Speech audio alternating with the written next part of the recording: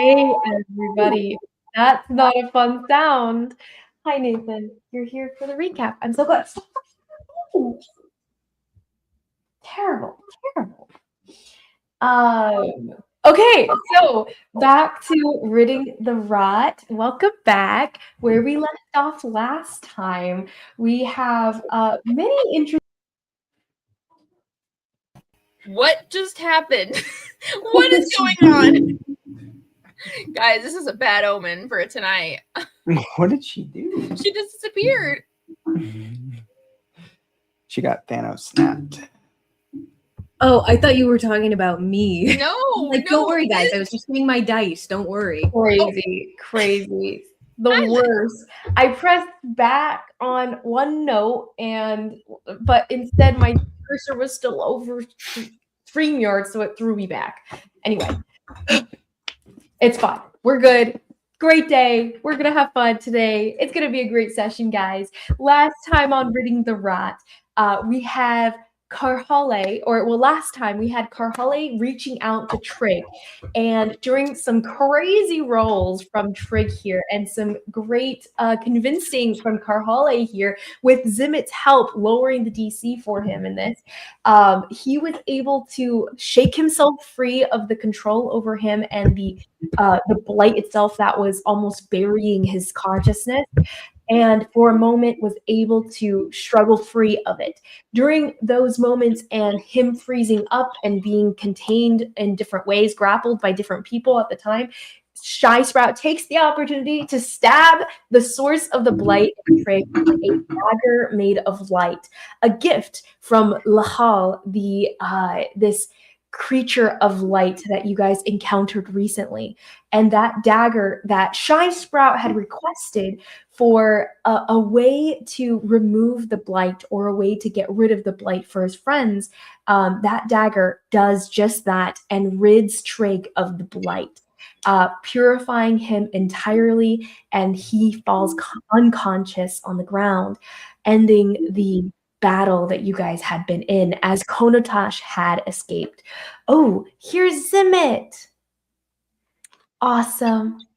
And as Konotash had escaped, Mnemo and Genyen, Mnemo convinced Genyen to go after the threat to Konari's life, and both of them booked it and got into the portal before it dispersed.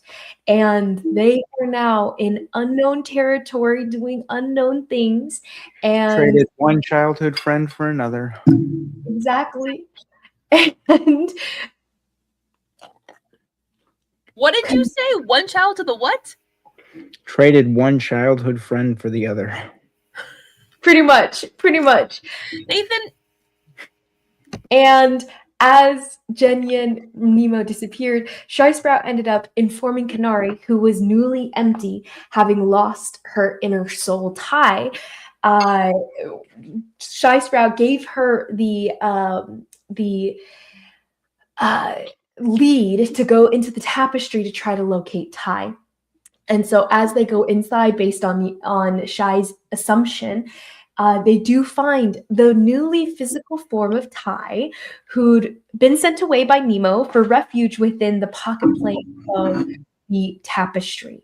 And while there, they are able to figure out a way that Tai could exist on the material plane, even though she is a non-material creature. And they venture back out into the Coel Manor, whereas Zimmit, meanwhile, searches for Raoden's hidden library, during which he actually finds a relic room of questionable purpose, and he decides to enlist Seritha's future help in rooting out Raoden's secrets and convincing her to give him kind of a personal in with her people, at least. So Onric will allow Zimmit to enter next time. But we begin here with everyone regathered with Karhalle and Trigg, as Trigg still lies unconscious for unknown reasons. Mr. Jaskier had been trying to figure out why. His assumption is that he needed more rest. And we shall see if Trigg wakes soon. But You guys are all within this small room, a dedicated healer's room, although Raoden doesn't keep on a trained healer on his staff, oddly enough. There is this healer's room, though, that has a few bottles of healing potions on the side, different herbs and draughts that are set up in here, but it's not totally functional. Jaskier complains about this actually as he's going about knocking around bottles, trying to find different things he can use to see if he could help out Trigg, but he's kind of muttering to himself and annoyed at the setup here that is not the setup he would actually require. But you guys are all together again with Ty hanging between you, and the future choices that you guys are presented with to either find a way to get Nemo Genuine back. That's one of your guys' immediate concerns, of course, to find a way to root out the antagonist of Konotoshikwe, since he seems to not be finished with seeking out Tai, though he knows not where she is currently. And to seek out the city of Adar in the future as well, possibly. Among other leads that you guys have gained, Raoden, Zimmit discovered and informed Raoden that there must have been someone who had helped break the wards that he had standing around his lands for a long time now, but he's been protecting his own area for a long time now, and yet somehow his wards had fallen in multiple different ways. Once at the beginning when you guys had battled with the Oni, and he had been called away, that was another example of the wards being broken. And again, recently with his wards against teleportation and conjuration magic that is used for the portal that ripped through time and space to get here and brought Trigg to bear here. But those are some of the things that Raoden's trying to seek out currently, looking feverishly through all of the information on some of his personnel to see who is most at risk at having betrayed him. But nonetheless, you all in the room with Trigg as he breathes. And what do you guys wish to do? Do you think Ornrick's mom named him that because he was ornery as a child? Or do you think that was like a actual decision she made? Shy, no one has any idea what you're talking about. Nah, he named himself. I guess he shared his little escapade.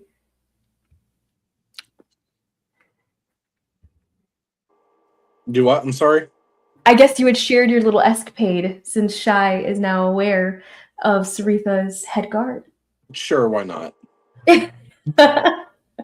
Well, then now you guys are aware of a secret reliquary of relics that Raoden has.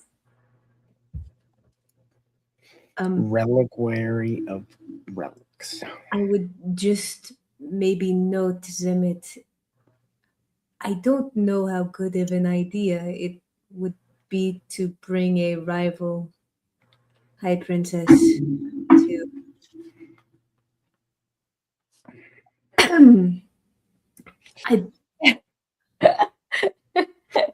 Okay, it's fine. It's such a rival.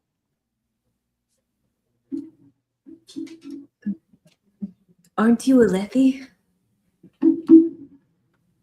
Would I have known that? You would be at least baseline aware that all the high princes are rivals to one another.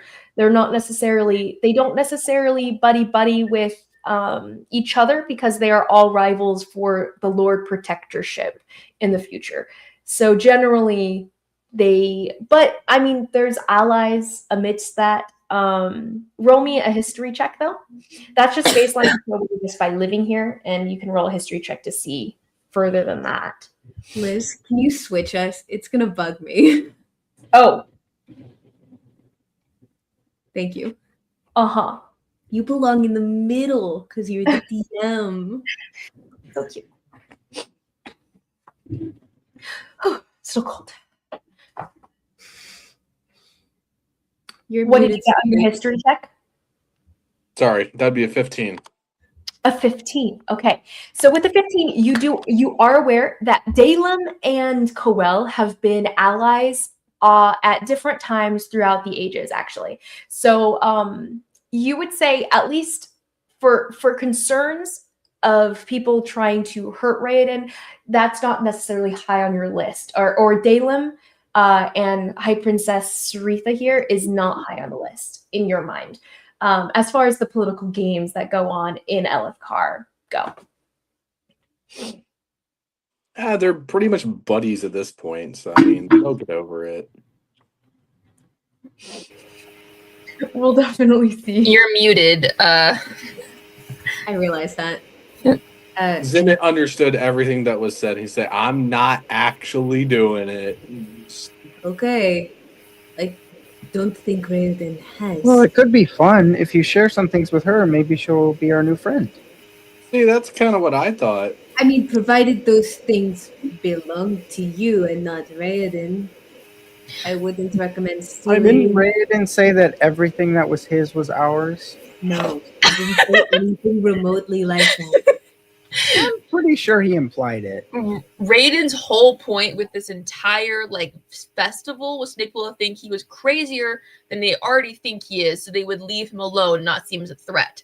If you're showing them all their inner weaknesses, that kind of does the opposite, and all the cool things he has, that kind of undermines. Well, Yeah. I mean, people already think he's pretty weak because they've already, attacked us. Yeah.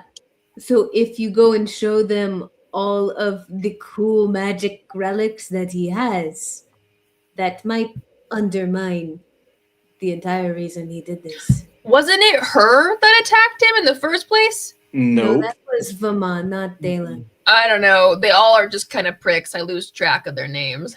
Not only that, regardless, even with me doing this or not, I mean, regardless, he still gets attacked. Even if I didn't do it, he still got attacked. So, are you sure that we think that he's as powerful as what he says? How about you go ask him and find out? Mr. I can't control my own magic without this special bracelet he made for me. Well, sometimes it'd be like Even that. as Speaking pretty of, much everyone that was in his party died at some point or another, I feel like he might not be super strong. He wasn't in that party. Well, not party, but the entourage of Konari, Karhalle, and Mnemo. He wasn't with us. We were our own. Well, no, but Oh wait, he was Konari's the one who he was- hasn't died. That's of he the was original. patron, That's fair. yeah. He was the patron. speaking of your janky powers, Zimmit, I might have to wait until tomorrow, but I would like to try something. Because now that we have him here, gesturing to Trigg, we need to figure out how to cure the Blight. And since you have it, if we can cure you, we can cure the rest of my tribe. Maybe if they kiss.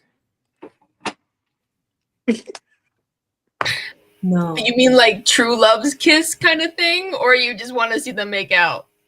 I I don't don't know. The squirrels always read me stories about different things like that. So, I mean, it's worth a shot. I mean, I don't think he's your type. Who am I to say what your type is? I don't think you're his type. Zimmit's type is anyone who strokes his ego. Does Trigg do that? No. Then probably not. You can leave off the last bit of that, probably. No? Okay. Wait, I didn't get it. I didn't missed get it either. You said Zimmit's type is Yeah, I got it, Jared. okay. Thank I you. thought you Thank meant the you. very last thing I said. I got that, but I was like, no, that doesn't. Anyway, yeah, no. Okay, I did. I get it. Anyway, my tribe that's actively dying. If we And could Genyin kind of- probably also. Well, and he's not Nemo. dying, but Nemo So might wait. be. Jaskier sits down. Well, it seems like he wasn't necessarily dead, so they're probably not dying currently. He seemed a little too alive for the state he was in. Yes, yeah, and your I'm boy here's Yeah, got I it, feel and like- he's basically dying too, more or less, I guess. I feel like Jen Yin wouldn't die if he knew Konari was on the other side. If You know, you I knew I was on think- the other side of what? Well, he has to get back to you, right? Isn't that the whole shtick? You know what? I don't know. He ran off into the portal following Mnemo. I guess I don't know what he's doing. It doesn't make sense to me, but It makes Fine. sense to me, Konari. And little Ty, as she just kind of, the threads about her just kind of spindle around her, but she, swinging in her little lantern, she goes, I understand him entirely, Konari. He wanted to protect you. And I mean, Quay was going to come back sooner or later, so. but he could have been here when that happened versus who knows where. And, you know, I don't know. It's okay. I'm a little butthurt, but that happens. It's fine. It's okay. Jen Yin can be friends with other people that aren't you. I have lots of friends, and Absolutely he can. He's his own person and he's allowed to do that kind of thing. yeah, like have you ever had where you introduce someone, like one of your good friends, to your best friend, and then your best friend becomes their best friend, and then you become not neither of their best friends? Maybe that's what's happening with Nemo and Jen Yin. Dang. Wow. Shy, Okay, my how many tribe. hit points do you have right now? I mean, what? How many? How are you looking there? Because I feel like with one punch Very I can weak. knock you back out. So I keep running your need mouth. one hit and I'm down. Yeah. That was simultaneously one of the most complex and most beautiful things I've ever heard come out of your mouth, Shy. Okay, Thank you. guys, my tribe. Jenyin, Nemo, Okay. Taz. Yeah, we're talking about them.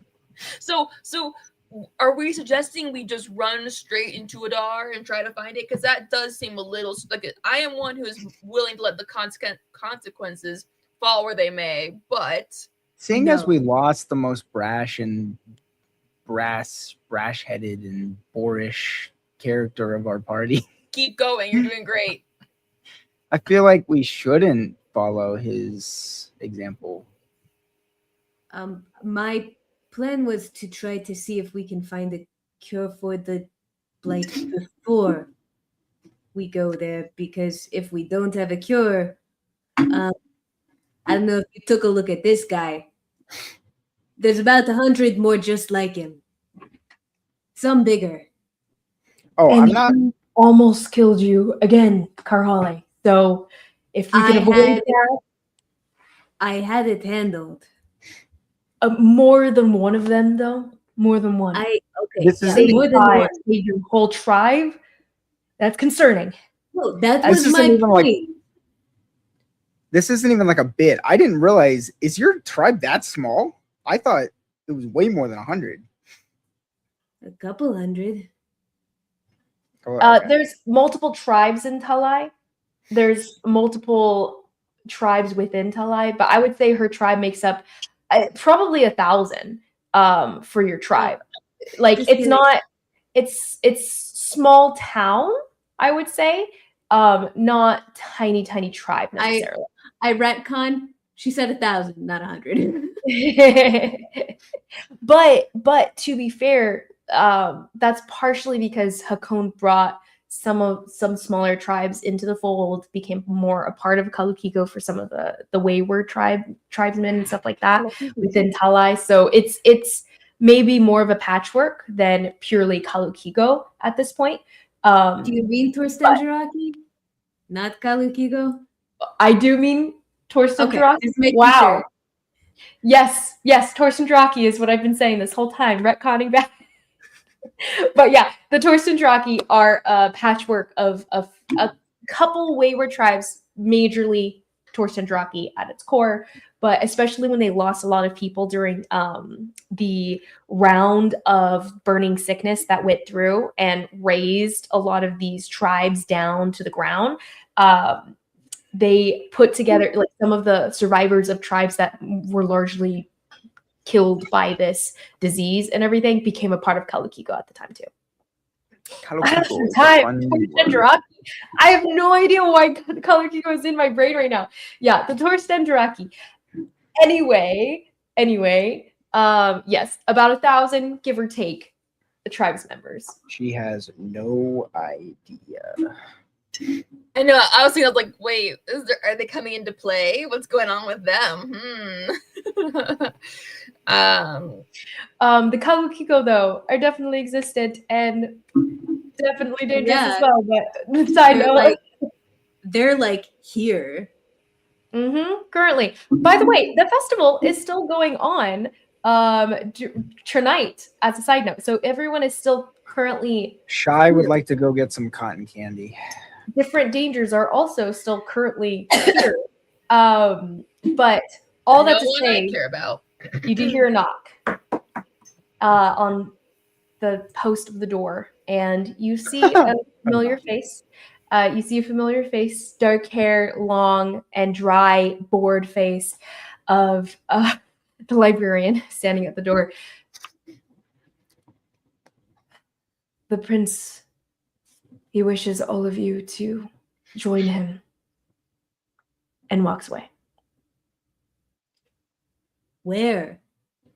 A real class act, that one. You hear just light footsteps walking away, and she calls back, the steward's study, as she walks. Right. Do any of us know where that is?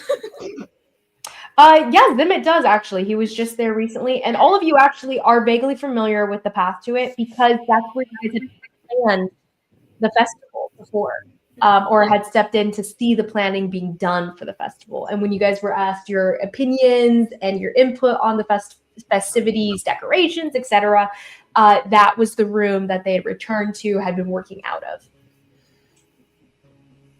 All right. I guess we'll head. I guess we'll head that way. You leave Jaskier here to watch over I baby was boy.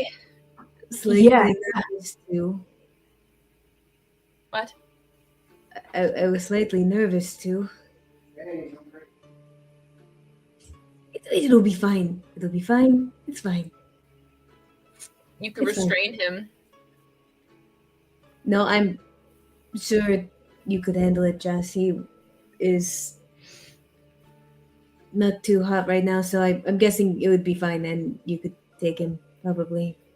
And you have your weapon this time, right? So not just your puny hands. Yeah, not just my puny hands this time. Yeah, you got it. You'll be fine. I'm definitely looking into this a little bit more, Karhalle. I still don't know why he's asleep. I rolled another medicine check for him, and he still hasn't quite figured it out. But I'll keep thinking about it. Maybe some of these herbs could help. But Karhalle, can he do that again? If you run into your tribe, can he do that again? Do what again? Because if you run into more than 1, 2, 3 of Trigg here. Yes, I know, Kishandin. That's why we need to come up with a cure before we go. Okay. Well, I don't know. Shy, can you do that again? I don't think he can. I'm not just going to charge in without thinking. Well, if Shy can't do that, recreate what he did here, then maybe I can look into the potion I was creating and try to make that more powerful, more potent. I don't know. There But was those flowers. during the fight when I healed him. The Blight didn't like that. Maybe there's something. There's a thread there to follow. Agreed.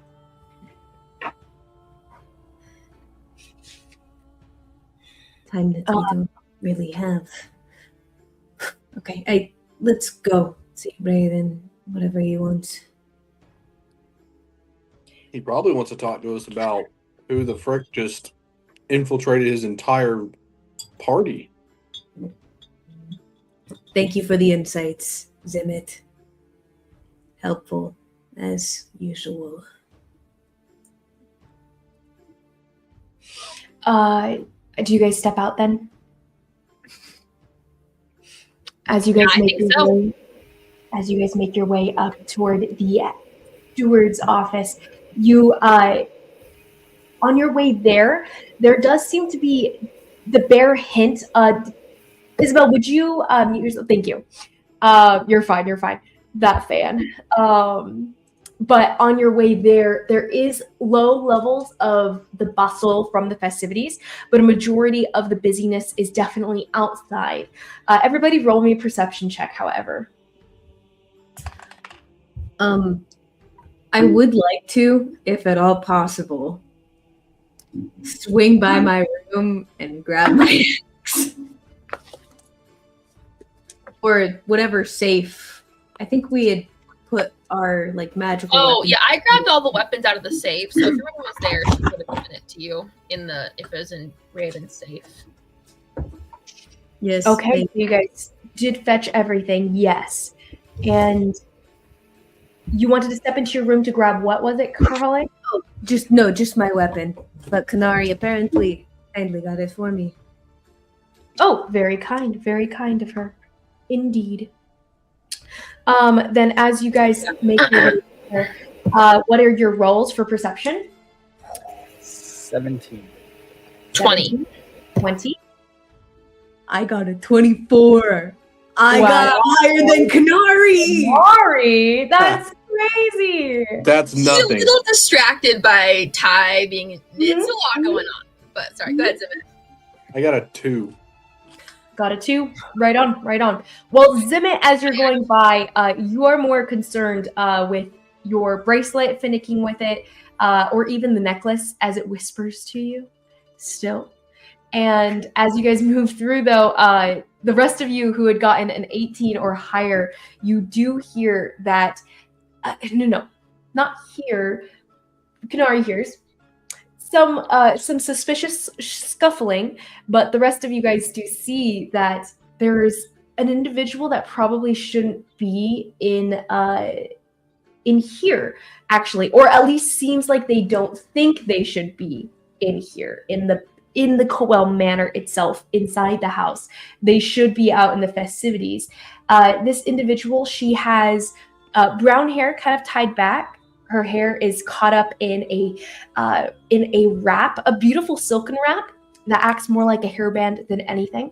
And she's dressed in some loose but nice looking linens, beautiful cloths that make her look rich.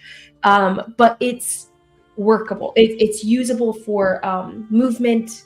She looks like she's a quick on her feet kind of person, and she's just kind of slipping along the side of one of the walls and catches, barely you guys catch the sight of her ducking behind another corner as you guys are turning a corner. Is it a particular ethereal agent named the Gypsy? It is not. Oh, Konari's on full Okay. alert. She's like, there's someone who betrayed us, so I'm running after her, and I'm gonna grab this woman. Okay, so you take off. She's not necessarily as fast as you are, so I think you'll catch her very easily. Go ahead and roll me an acrobatics check, real quick, or athletics or acrobatics as you down there. But as you try to, correction, you'll catch her no matter what. You have a crazy speed, but roll me an athletics to try to catch her as she tries to slip out of your hold, is what I'm saying. Yes, ma'am. So you rush up on this girl. That's crazy. You rush up on this girl and you pounce. She turns back, sees you, and she determination sets on her face as she jumps out of the way of your tackle. And you had a perfect glide of like, you jumped, you had it, you were about to grab her. What was your number? 26.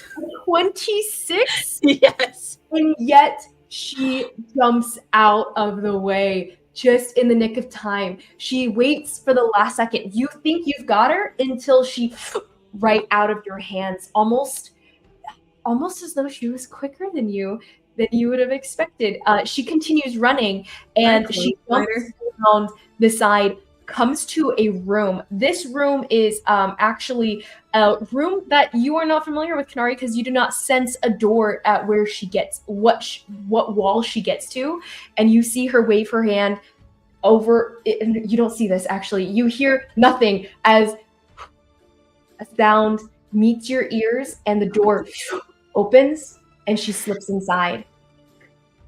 Go ahead and roll me a athletics check to see if you can get there quick enough. Okay. To slip in before the door shuts behind her. 22. I bet you will. I bet you will. What'd you say? 22. Okay, you slip right inside. The door shuts. Karhalle, the rest of you guys, do you guys follow suit? Yeah. Okay, so you take off after this chick. As you get close enough, you do get stuck at a door, the end of a long hallway, and where they disappeared into, I would say you see it, Karhalle. You see them disappear into a doorway that disappears immediately after. The rest of you are stuck on the outside. What seems logical door that does not exist. Does this door look familiar to a certain person in this group? There's no door. I don't know what you're talking about. Zimmit, this is not the same hallway that you were on beforehand. Can I check to see if there's anything similar to before Yeah, any, like, magic or whatever? roll me a general intelligence check with advantage. And this will just be what you remember from your eyesight of seeing the invisible things from before. And because you saw the floating doors at different levels within the manor from below on the lower level here, where you were at. But you do recognize some of the placements of those doors. You said just general intelligence? Yeah. 17. 17. Okay, yeah, you do recognize this door as a floating golden door in the distance, as you had seen the invisible doors that were floating off a lot of invisible rooms within Coel Manor here. This is definitely a bright golden one from what you recall. With the gold in mind, that does imply conjuration to you. Can I do I know where, like, can I sense, like, where to, like, I don't know how to, the secret lever, for the door type deal. Totally. You come up to the place that Konari and she disappeared. Roll me a Arcana check as you try to examine how to open said door. Konari, on the other side, you. Okay, so on the other side, you are accosting this girl. She's tall. She is human, however, and she's breathing hard. Her brown hair is kind of frazzled at this point as she's been running full sprint, and she ducks in. And you come right behind her, and she kind of gives a little bit of a grunt or growl as, just why are you following me? And she backs off a little bit. And immediately sets off immediately sets off a trap, actually, as she backs up and she curses just as she backs into it, and it explodes on the both of you. Go ahead and roll me a dexterity saving throw. It was a 23 on my Arcana, by the way. Oh, well. She jumps out of the way. She does not get the full brunt of the damage. What did you roll? I also rolled really well. Guys, I've rolled 3 dice, and each of them has been an 18 tonight. The 3 rolls I've made. So I'm a 26 or 27. Okay, amazing. She jumps out of the way, and you... Oh, would you recognize this person? Yeah, okay, so anyway, she jumps out of the way, and you jump to follow her as you both dodge it. Don't take the brunt of the damage here, but you both do take... you both do take half of 19 points, so 9 rounded down for the both of you. She takes 9 points as well, and she just kind of growls, scratching at, and this, by the way, specifically is acid damage as it explodes. So this, whatever this magical acid that exploded, roll me a perception check and roll me a d10, actually.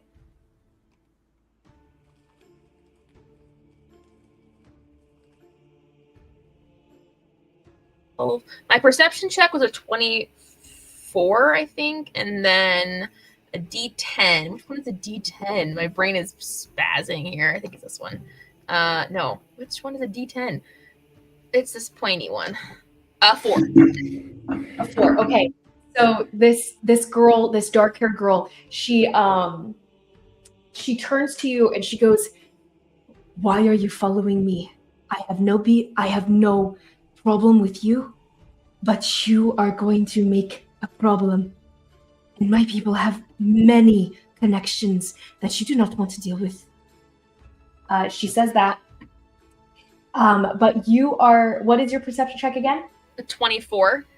A 24. Amazing. Okay, so then the room you guys are in, I lost the number. I'm sorry. You told me the 24. You see everything in this room, but it's a 4. Then, okay, very cool.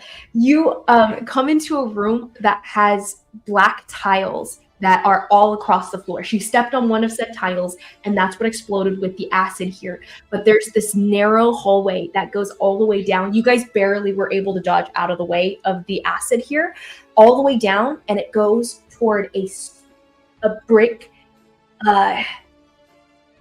some bricks that are laid on each other that come up to about waist height. All you can sense is that the material in this room is very echoey, and you can feel against you, next to you against the wall, that it is made out of this like thick tile material, but you don't actually see what's going on in this room necessarily, because all you can hear, though, with such a high roll is a whisper that says, "You shouldn't trust the man." Like she's whispering it? No, this whisper is coming from down the hallway, and is cut off partially by some sort of barricade further in the room. You're not sure what that barricade is. It's just blocking some of the sound waves that are coming off of you. That's what you can sense. Something that comes up to waist level. That's interesting. Okay. Behind herself, and she turns back to you. "You shouldn't progress farther. This is a dangerous room." And I eat danger for breakfast? I don't know. And so I'm gonna punch her so I can stunning strike her. Okay, cool. Give her a shot. Give her a shot. It won't be that hard. She's not she doesn't seem that tough. You can smell perfume on her as a side note. You can tell she's rich. 19 to hit. Okay, 19 hits, definitely. She'll roll a Constitution saving throw that she does not have much of. She's not very good at this thing. She fails. Hardcore.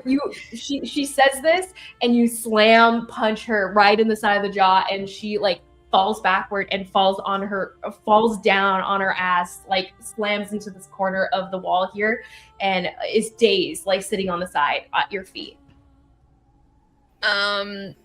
Okay, I wasn't really trying to hurt her too much, so I did minimal damage. I was mostly just trying to stun her. You know what I mean? I wasn't. Yeah. But still, your fist is like a brick wall. It's like slamming someone with a brick. So she goes down. She goes down hard. She is currently dazed on the floor, reeling. She is full stunned. She might not be getting up for a couple rounds. Honestly, it is not even a rounds thing. She's out of the fight. She's like, okay. What? She's just. Who are you, and what do you want here? You don't belong here more than anybody. Screw you. She just kind of gets that out as she's like folds over on herself. Leans All back, right. taking it off. You hear another whisper that what is- says, Oh. you hear another whisper that says, he's not coming back. They're gonna die out there. And it's coming from down the hallway. This Interesting. narrow 2-tile width hallway. You can reach out your hands and touch both sleek, smooth stone walls. This is like an audible whisper or like a mental? It's a mental whisper. Konari would be able to tell. Okay, Konari is going to focus on the person in front of her. And, I mean, you don't have to talk, I guess, but you're not going anywhere. So, and I'm going to tie her up while she's stunned. And then I'm going to take thoughts because I'm not dealing with this right now. She's like, I'm done. I'm Okay. You just shoot, take thoughts. She's gonna roll a wisdom saving throw. She's not crazy on this necessarily. I do get her surface thoughts though, no matter what. Yes. Okay, so you can hear the surface thoughts that she's saying. She goes, everyone was supposed to be in the party. What is this? Who is this person? She looks vaguely familiar. Why do I know her face? She was on the stage? Why is she some sort of guard of the princess? That doesn't make any sense. What is she? Guard of the what? Didn't say anything about it. And Diana didn't clarify what she wanted exactly, so I should never have listened. But that's all you hear in her surface thoughts. She said guard of the prisoners? Is she some sort of guard of the princes? Princes. Okay, that's sorry. I didn't hear that word. You probably said it, Nathan. I just didn't hear it. Okay, yeah, and I do delve deeper, so she wants to make a wisdom saving throw against me. To see if she succeeds. Mm-hmm. Okay. Let's see. She definitely does fail, though. So what did you want to push deeper for? I want to figure out her reasoning for being here, what she's looking for. Like, Okay. If she betrayed us. Konari's thinking, this person betrayed us. This is the reason that, whatever, everything's gone to shit. So. Okay, amazing. Well, she is looking for an item of... No. Specifically, what you see is a memory of a moving mouth, and you can see her memory as you're dipping into her mind here. But you see this moving feminine mouth and the words, find Rayon. And when Rayon is back in my hands, your debt is over. You owe me. And just because you gave her to me doesn't mean that I don't want her back. And then you hear the responding argument from this girl who you now understand just by surface thoughts and just dipping into her mind like this. You know her name is Zule. And Zule, she kind of bucks against the goads here and she goes, no, I gave you what you wanted. I gave you the relic. So we're done. I am not going to press my chances with a madman's household. And we'll see what you can do. And if you can get her back, then your debt will be over. But if not, I would say you're only half paid. And we always have our debts paid.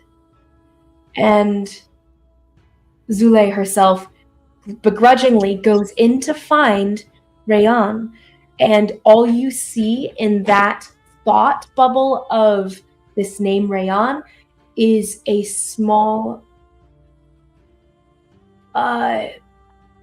a graceless looking jug, but in the jug itself, you sense a greater being hidden within. But she's looking for this jug, a relic that contains this greater being, one that she calls Rayon in her mind.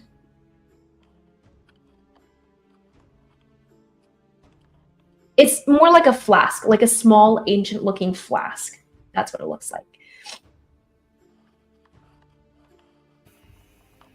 So you're looking for Rayon? She kind of shakes her head as the dazed look on her face and her slowed breathing and slowed heartbeat kind of comes back to normal. And she shakes it off your punch. She goes, "How do you know that name?" I know the mysteries of the universe. I know everything. I know what you had for breakfast 3 days ago. It was scrambled eggs, and they weren't very good. Think you might have been traveling? I don't know. But the point being, this isn't worth your life, so maybe you want to leave? Roll me an intimidation check with advantage. Otherwise, I can take you to Raoden. I mean, the Mad Prince, and see what, new techniques he wants to try out on hapless victims. That's how I lost my eyesight, by the way. I got a natural 19, so an 8. Yeah. She goes, all right, I'll go. But before you go, who was the woman that sent you after this? How do you know? I know everything. She gets up and she's very, her heart beats faster, and all you hear is, "Can't tell her. I'll die if I do." Wait, I can't. Yeah, okay. Wait, what'd you say, Aaron? You heard her name already. She said she said Diana in her head. Oh, I thought that was. You're right. I did miss that. Yeah, you heard the name. Okay. Sorry. Wait. You know what? I think I already know. Diana? Oh, she's just she jumps almost as though you physically shoved her or scared her all of a sudden. She is not happy with this play out of events. She also, her head cocks and she throws her head back, and you can feel her hair kind of whipping in the air, and she stares in the direction further down the hallway, but you don't hear whatever it is she seems to react to. And she turns back to you, just kind of shivering now almost. And then you know what you wanted to know. Let me go. Let me pass. I'll leave the manor. All right. But if you come back, I can smell it. So don't bother. She is definitely hightails it past you. She slowly at first because she's waiting to see if you react, and then she just barrels past you and pounds at the door that doesn't move for a moment until Zimmit, as you're currently looking for a pattern and you have noticed some of the runes and you're trying to figure out the puzzle that is this door, it automatically opens without you doing the things yet. And you see a terrified woman with dark hair stumbling out of the door, and she turns and says, she sees all of you, but is totally just overwhelmed in this moment, turns toward Konari, and she goes, "My family will hear of this. My family will hear of this." And she steps off. Do I recognize her? Yeah, roll a history check with advantage. You would be more familiar with this family. Oh, so sad. Your family will hear about this. We're so scared. I just invited her to tea. I don't know why she's so scared. 15. 15. Okay, Zule is the second oldest within the Ruthin family. You recognize her. You actually overheard a conversation between this girl and her sisters. Actually, they were planning a murder earlier today. But Zule is the second oldest within the Ruthen family. So she's a princess of the daughter of a high prince. I thought the name sounded familiar, but I mean, I wasn't at that conversation. So. I'm gonna grab her. You reach out to grab her arm. Roll me an athletics check, grapple check here. Go ahead and roll the grapple. She moves to dodge because she's just taken off. She doesn't even like look at you very much. She's kind of scared out of her little mind in this moment from Konari's creepy, knowledgeable ways. That's a natural 19. Oh, okay. So you snatch her wrist, yank her back as she tugs. Let me go. You think I'm gonna listen to you?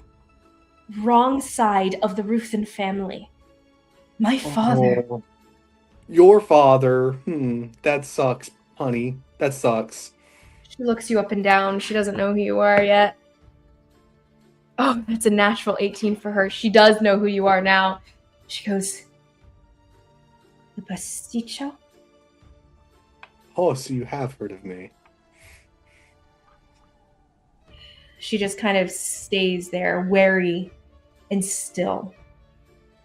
Is Konari coming out? Konari, the door is currently open, by the way. Karhalle and ShySprout, do you guys step inside? You just see I got my cotton candy, so I'm good to go. Narrow hallway of black tiles all the way down, and then you see what looks to be maybe a well on the other side of the room. The end of this hallway has a small well on the other side of it, just made of tiles. Oh, shoot. Do I recognize it? You do not recognize this well. Not at all. It's not the same well. However, the concept is familiar to you. Okay, let's leave this alone. Really? You want to leave this alone? And you hear, Karhalle, you hear a whisper that says, as the door is opened here, and she steps past, Zimmit grabs her, and you hear, your tribesmen were all dead already, gone, too far gone. And ShySprout, you hear, your tapestry is breaking. Everything will die. Do I not hear anything? You don't hear any whispers. Got that mind palace or mind fortress thing. Baby. Oh, Mind Palace. That's true. I do have Thought Shield. You don't hear anything.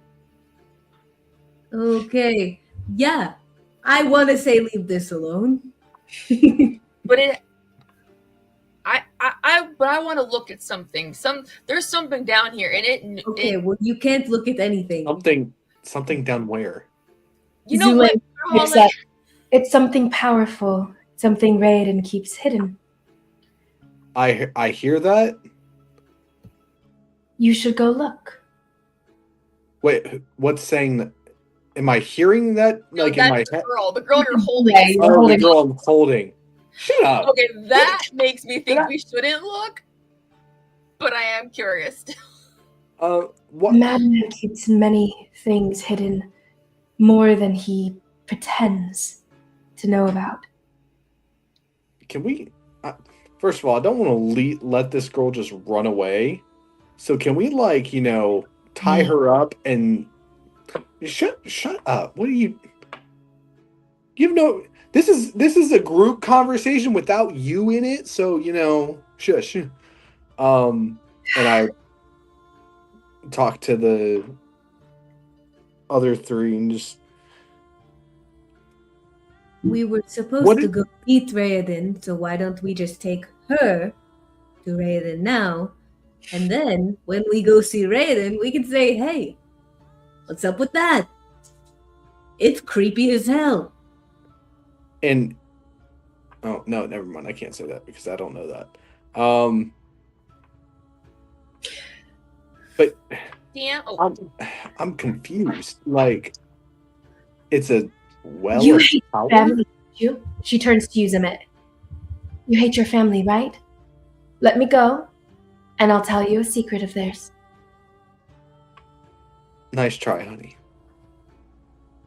Fine, then you'll never know.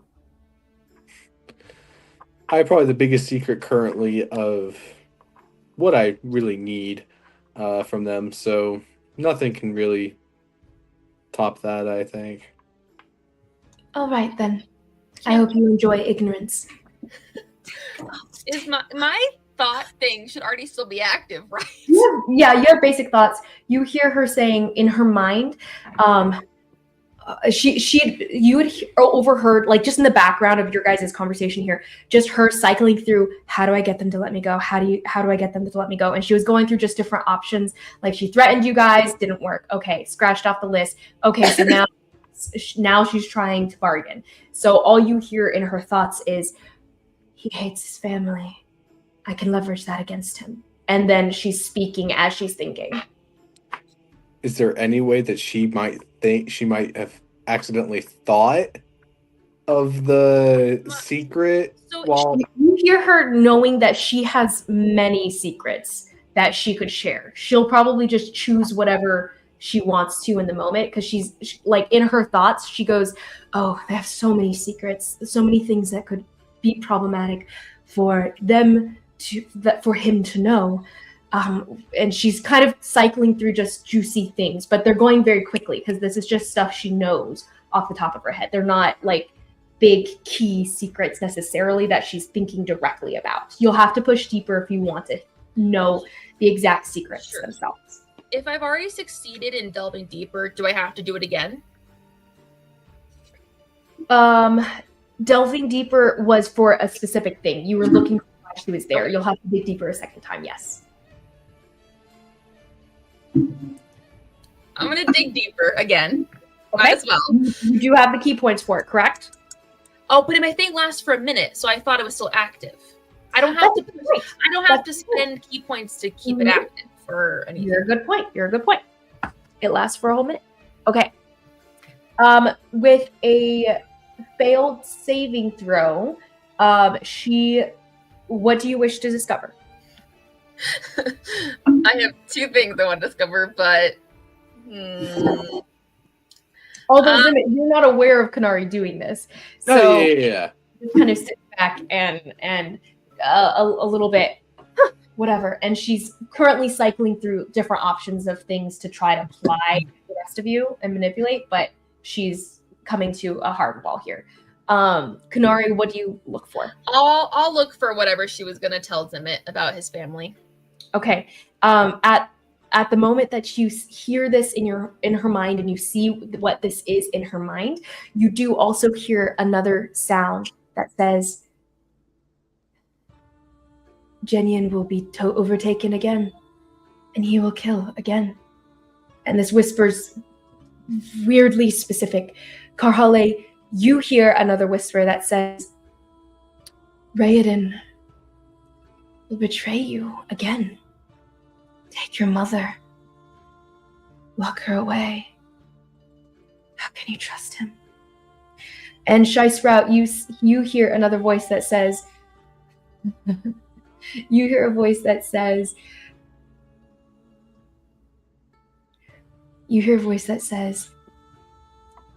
Ghibli, and Wisp were first. They won't be the last.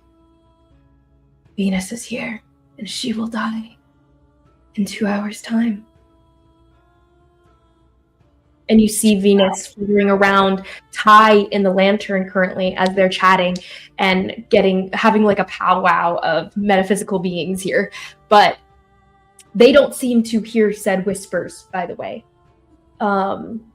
She said that Venus is gonna die in 2 hours? That was randomly specific. Mm-hmm. Yeah, bring out the stopwatch. Interesting. But nonetheless, Konari, when you dig deeper, you hear, you see the thoughts as they come, and you see this memory of her.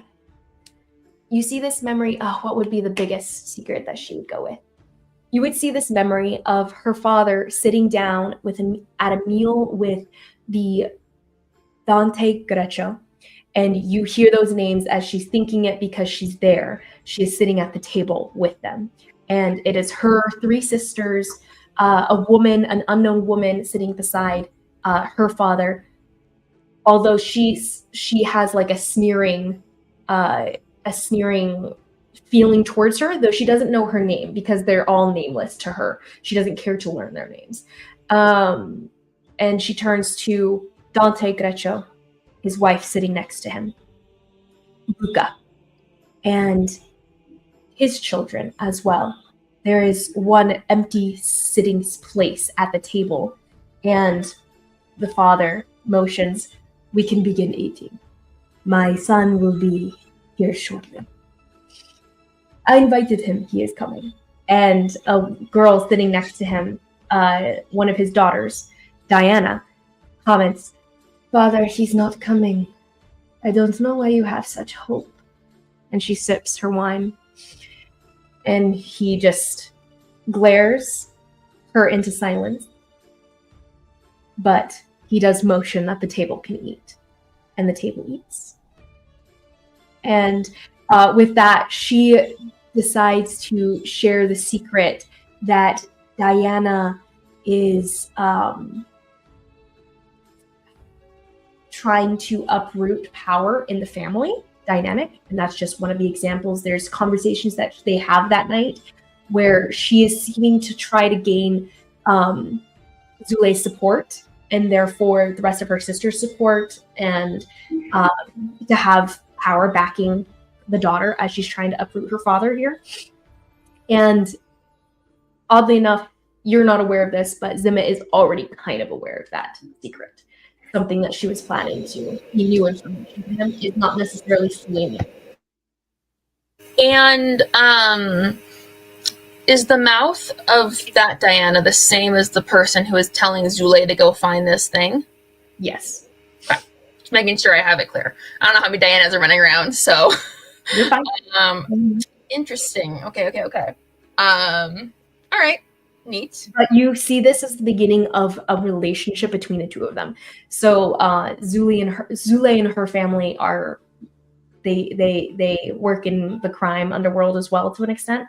And you can grasp that she starts to work for Diana around this time. Or at least her debt is gained perhaps around this time. Interesting. And can I push one more time before the thing is up? I want to try. You'll have a few more seconds here. Go ahead and push one more time. And then Karhalle, you all hear new whispers from this well. And the whisper is, ShySprout, you hear that the tapestry itself is brittle, and it will break soon. And every time you add another creature, it gets worse. It's so thin, it can't hold very much more. And then, Karhalle, you hear, Sigrun hates you. You were the reason that everything fell apart in the end. She will never forgive you. And Konari, you also hear that Ty will die outside of you, and you won't be able to stop it. She will die today, or she will die tomorrow, but it will happen. And that's what you hear. Zimmit still hears no whispers. He is protected from this. And Zimmit, you just see her kind of cycling through different things. You see Zule trying to figure out something else to say to you in this. But Konari, her role is, what is your saving throw? A 16. A 16. Okay, she gets a 15, so she does not. Okay. I want to look for the code to get back into this room later. Okay. Easily enough. you find you sense a rhythmic, a tone, rhythm, and it's musically done, it's mentally done, and you have to strum basically different runes to follow this musical pattern. And now you know the pattern. Okay, cool. Konari's still like hovering in the room. She's like, yeah, whatever. Let's take her to Raoden. It's fine. And yeah, I'll walk out of the room. Okay, the door will close behind you guys. I think Karhalle is going to like be the last one out, and she's gonna stay in there like just another second, like kind of freaked out by the hallway. And as you watch Ring the again. door slides and the well itself just aching with this dark feeling towards it, especially the whispers. And then it shuts, and your eyes are cut off from such a dark thing dwelling within Coel Manor. So with it, the whispers are cut off entirely, even though you hear the beginning of something saying, "You will," and then it's done. You guys make your way upstairs to find Raoden at the steward's study here. And as you guys walk through, you see some people passing by. Faunal just kind of waves as he's carrying a bundle of food and some scrolls as he's walking down the stairs. And he kind of gives you guys a questioning glance, and he nods to Zule, who he seems to recognize, at least vaguely, as someone important. And she just kind of doesn't respond at all. Doesn't even look at this servant as he passes. But Faunal just kind of gives you guys all a little friendly wave as he passes by. I hope you're enjoying the festivities. And but also he gives his eyebrows kind of fall a little bit as he sees that all of you guys are a little bit bloody. And he just, not my business, and walks forward. But you guys get to the study, and knocking on the open door, it creaks open a little bit. And you see Raoden with just a hurricane of papers, books, like strewn across the floor, across the desk here. He has ruined this man's office currently, and he's sitting on the floor in the middle of the room with 3 different files in front of him. 3 different parchment documents here. I'll throw down Zule in front of him and say, "We found you something." Wait, what is this? He kind of starts to get up, sits back down. Please, do not treat my guests so freely. Miss... Shall I say thief instead of guest? Miss Ruthin, do you have anything to say? And she just dusts herself off. She's kind of kneeling next to him, in front of him here. She goes, "They are mistaken, my lord." And he looks at the rest of you. Do you have some sort of proof against this young lady, who obviously would have no reason to be looking through my manor for any purpose? Were you trying to find me, ma'am? And she perks up a little bit. "Oh yes, I had something to discuss with you privately." And he just kind of cocks his head a bit. Then, "Yes, please wait in here. Make yourself at home." And he waves at the strewn chaos of the room. And he knocks some books off, some like wide open books, some of them partially ripped, knocks them off of one of the armchairs. And he goes, "Please take a seat. Darlings, hirelings, servants, workers of mine, let's speak, please." He steps out of the room, shuts the door. "Why are we manhandling a very important guest of mine?" First of all, not servants. Let's get that clear. "Of course not, but I had to keep up appearances in front of this guest, of course. You work for me, and that is what I would refer to you as. But please explain." She has, found like, gleam in his eyes. She found your magic well. "Ah. All right.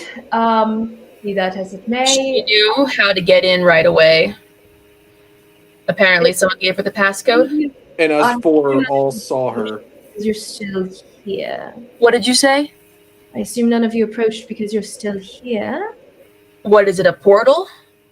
Not exactly. It doesn't actually matter. What matters here is that she is a guest that cannot be insulted, or else you'll inflict the entire Ruthen family upon my household. Nobles just get to nobles get to steal from each other, and there's no consequences. The consequences are quiet consequences, Konari. Dear, please, I understand you are not can go kill her quietly. Art. No. We can do it together, Konari. I like that idea. I'm going to do that.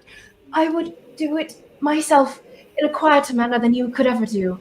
As seen in the lower lands of Coel Town, a town at the base of the mountain. That wasn't.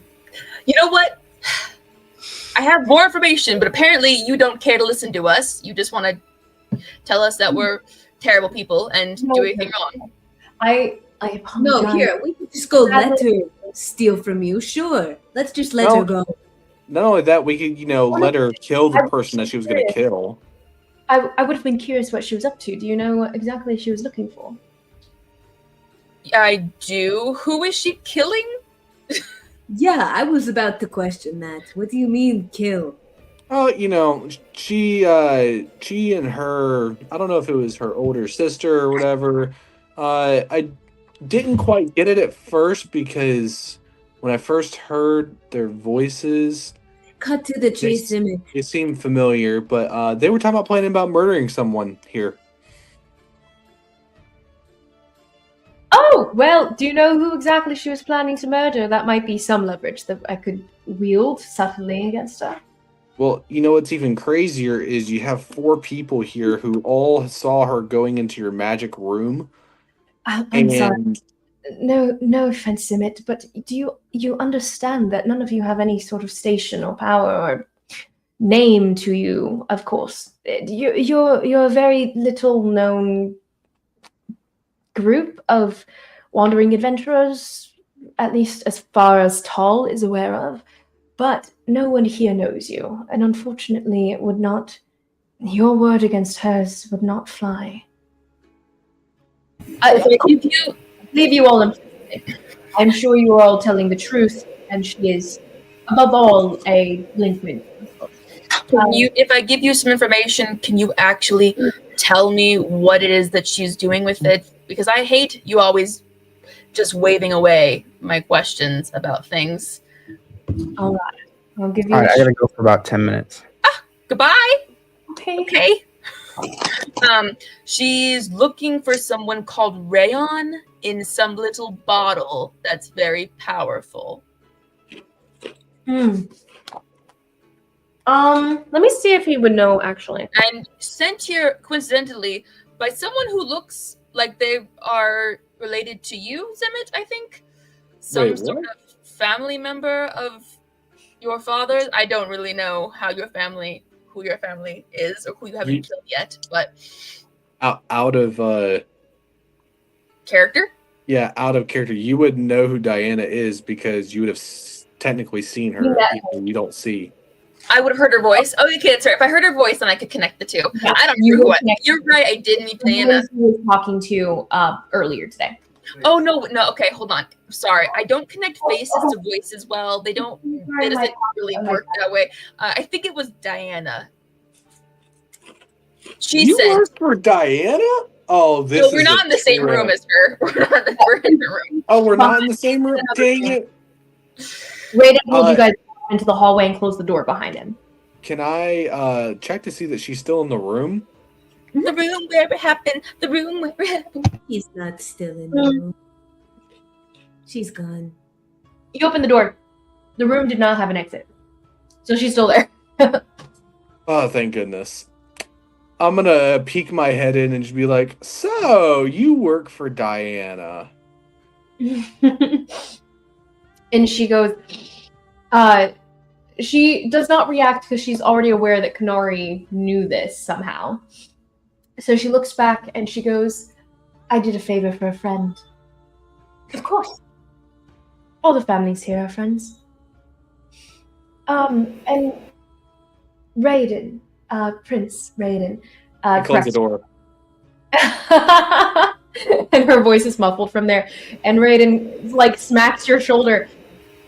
Zimmit. All right. I'm going to go put out fires that might threaten my household.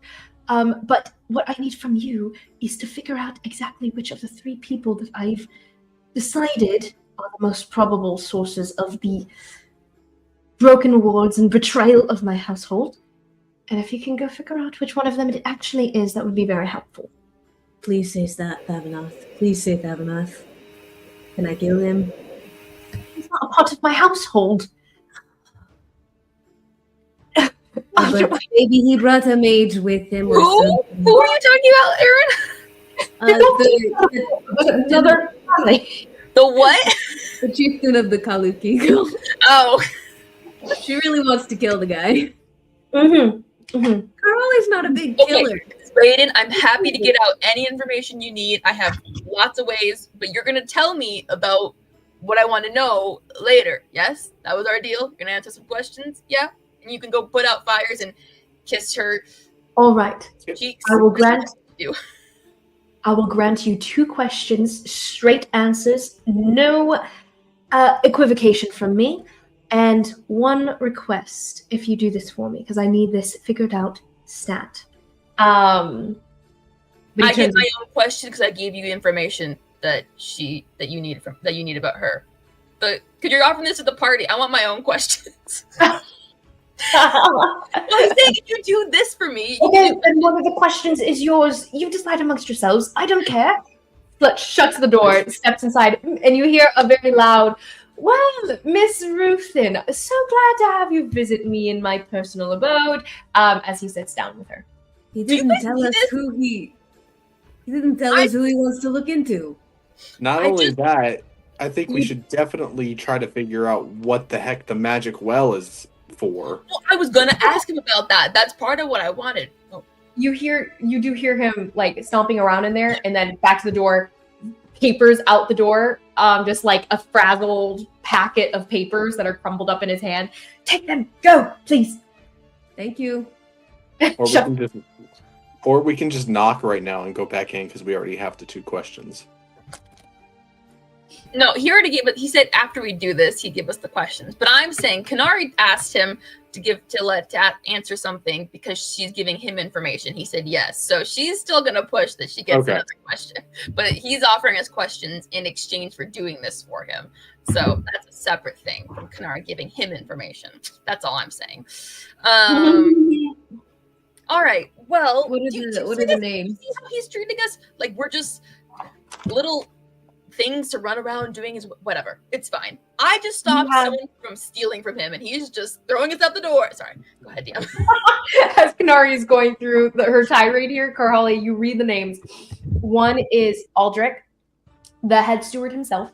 1 is Marion, the head of the household, and the half-orc head of the household. And then you also read the name Corn the cook. Definitely him. It's definitely that guy. He's a dick. His daughter sucks too. The worst. The My worst. money's on this guy. Who do you wish to hit first then? Corn?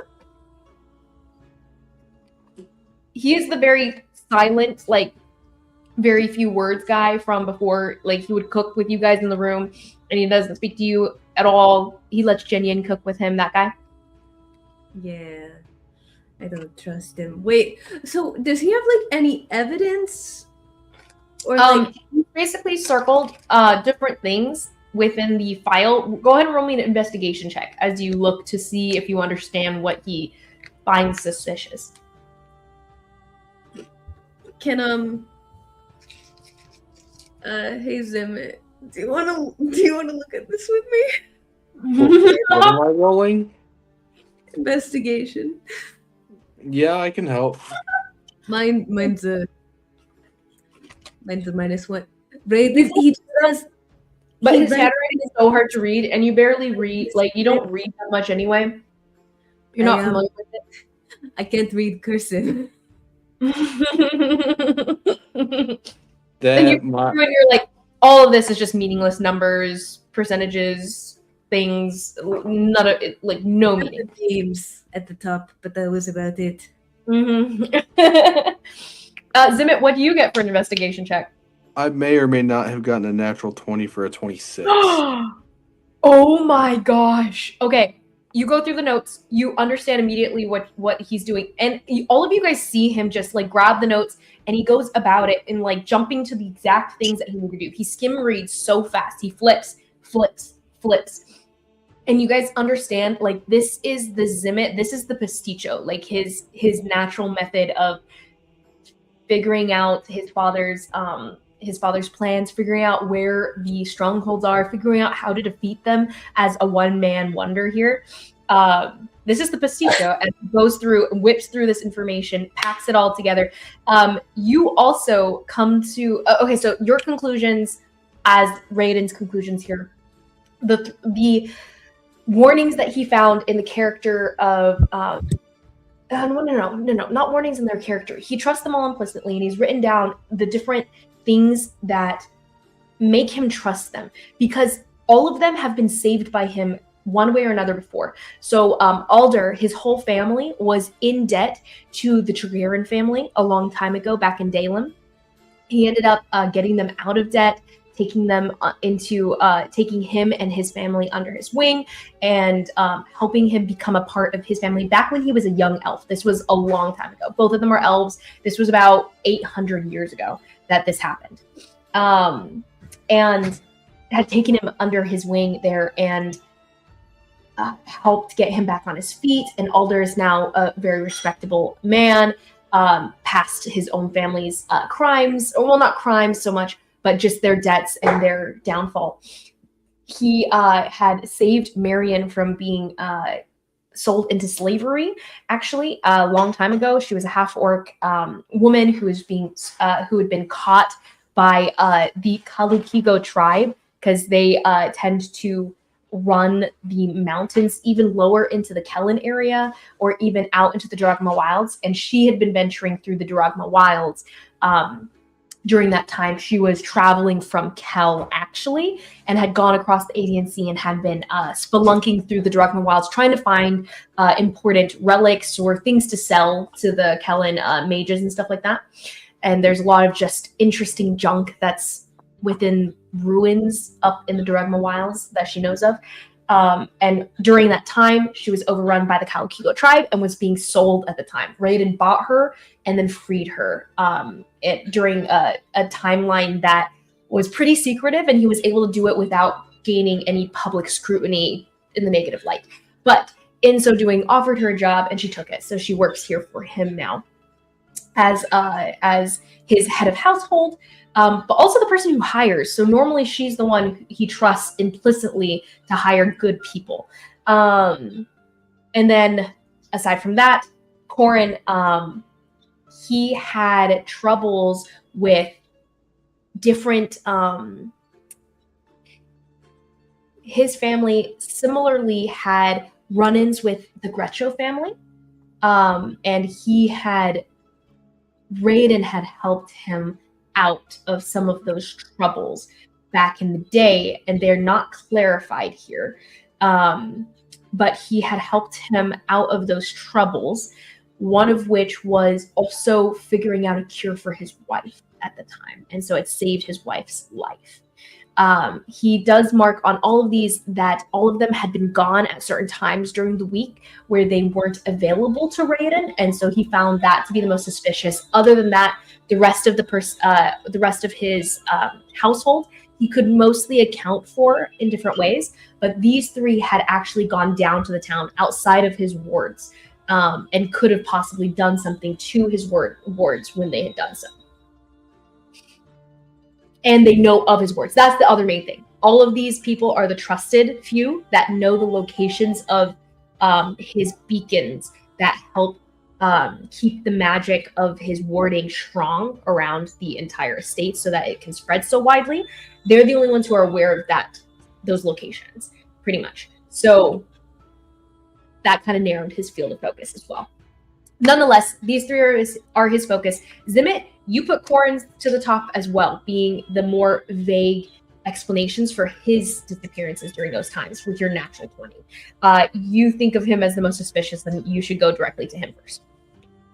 One thing that is quite interesting through all three of these is all three had a very big and significant moment where why not trust the man who cured your wife, got you out of slavery, and I forgot whatever Alders was. Still out his debt, I think. Fought out his debt. Something like that. Like, all of them had such a huge and significant, like, Raoden was such a huge and significant part in, Collars is the vaguest and the most concerning of the three, but still, something doesn't sit right with me about the three. I don't even know if it could be the three. I mean, you want to go investigate his staff one by one? That's a lot.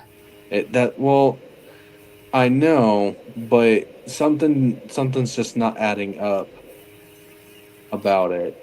We can go and talk to all three. That's fine, but do we think that it's a possibility that someone could have just infiltrated? And because, I mean, someone already got through his teleportation rune. You are aware, Zimmit, that the only reason they could is because someone messed with the wards themselves. So someone would have had to do it in the first place. I'm gonna take the stack of papers from Zimmit and start like shuffling through them. I would like to know what Shannon's alibi is. It better be airtight because she's Shannon's not in there. But she's the daughter of Corn. What's his name? Corn? Corin. Corin. Corin, and she probably would help him. So, she's probably just as guilty as he is, honestly. He's probably complicit. Okay. All right. Listen, I hear what you're saying, Zimmit, but let's start with these three, and then we can, if none of them pan out, then we'll keep talking to people, but at least we're not starting. Konari, can you? Yeah, can somebody punch me a couple more times? Or we need to rest for like an hour. One of the two. I'll punch. I'll just... Get the punchy. Wow. Punch me a couple times, I'm not gonna lie. Like two. Or okay. Twice? We'll see how much damage you do. We'll see. Actually, I have Tavern Brawler and a strength of 22. Are you sure? Go ahead and punch me once. We'll see how it goes. Okay. But unfortunately, I need to go down a bit in HP to get back key points. Okay. You guys see Funnel walking back up with an empty basket as you're just punching her in the diaphragm here, like boom, right in her abs, boom, right in her side. And he's like, wait, runs over. What's going on? You don't have to settle things over with violence. And even if you were, you should do that out in the arena. I asked her to. It's okay. It's all good. You want to get fun? No. Okay. I don't want to push you. We normally bet on how many it'll take. I need one more of those, Karhalle. He just walks away, like looking at you guys with concern. He's like, I don't enjoy this anymore. Okay, you're gonna have to give me a really soft punch. I need 20 total key points or hit points down here. Oh, it is the softest I can do. 7. Dang. Okay. All right. Thank you, ma'am. All right. Now I have. Yeah. I can do it a couple of times now. So we can do this. You're just like punching over. You're like abs right now. Of course. Wait, hold on. You've got a little, and I just like pull out a little shard of crystal that like got stuck in her abs. Oh man, I was hoping that would stick and it would like could deal with my skin, and then I would have like maybe I could build up armor that way. Wouldn't that I'll be pick cool? I'll pick it back up and No. stick it back on her. Absolutely. Back into the hole. You feel the little piercing pain.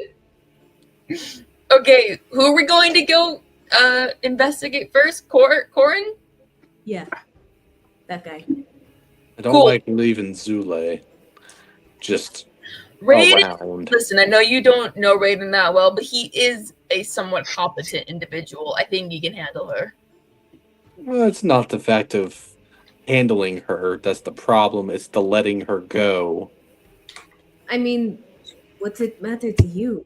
She wasn't trying to steal from you. Family dynamic stuff. Is she related to you too? How many people at this Thank party? goodness, no. Thank goodness, no. No, Okay, we look down on that family. Well, we did when I was still with them. No one really cared for them anyways. Very true. They were ones that your dad would manipulate.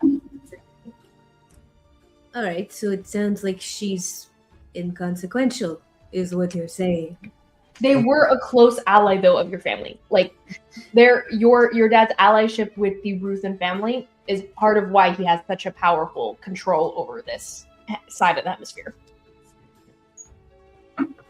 So inconsequential is what I'm hearing. We've got a lot of big picture problems that I don't know if we really have time to worry about something so small.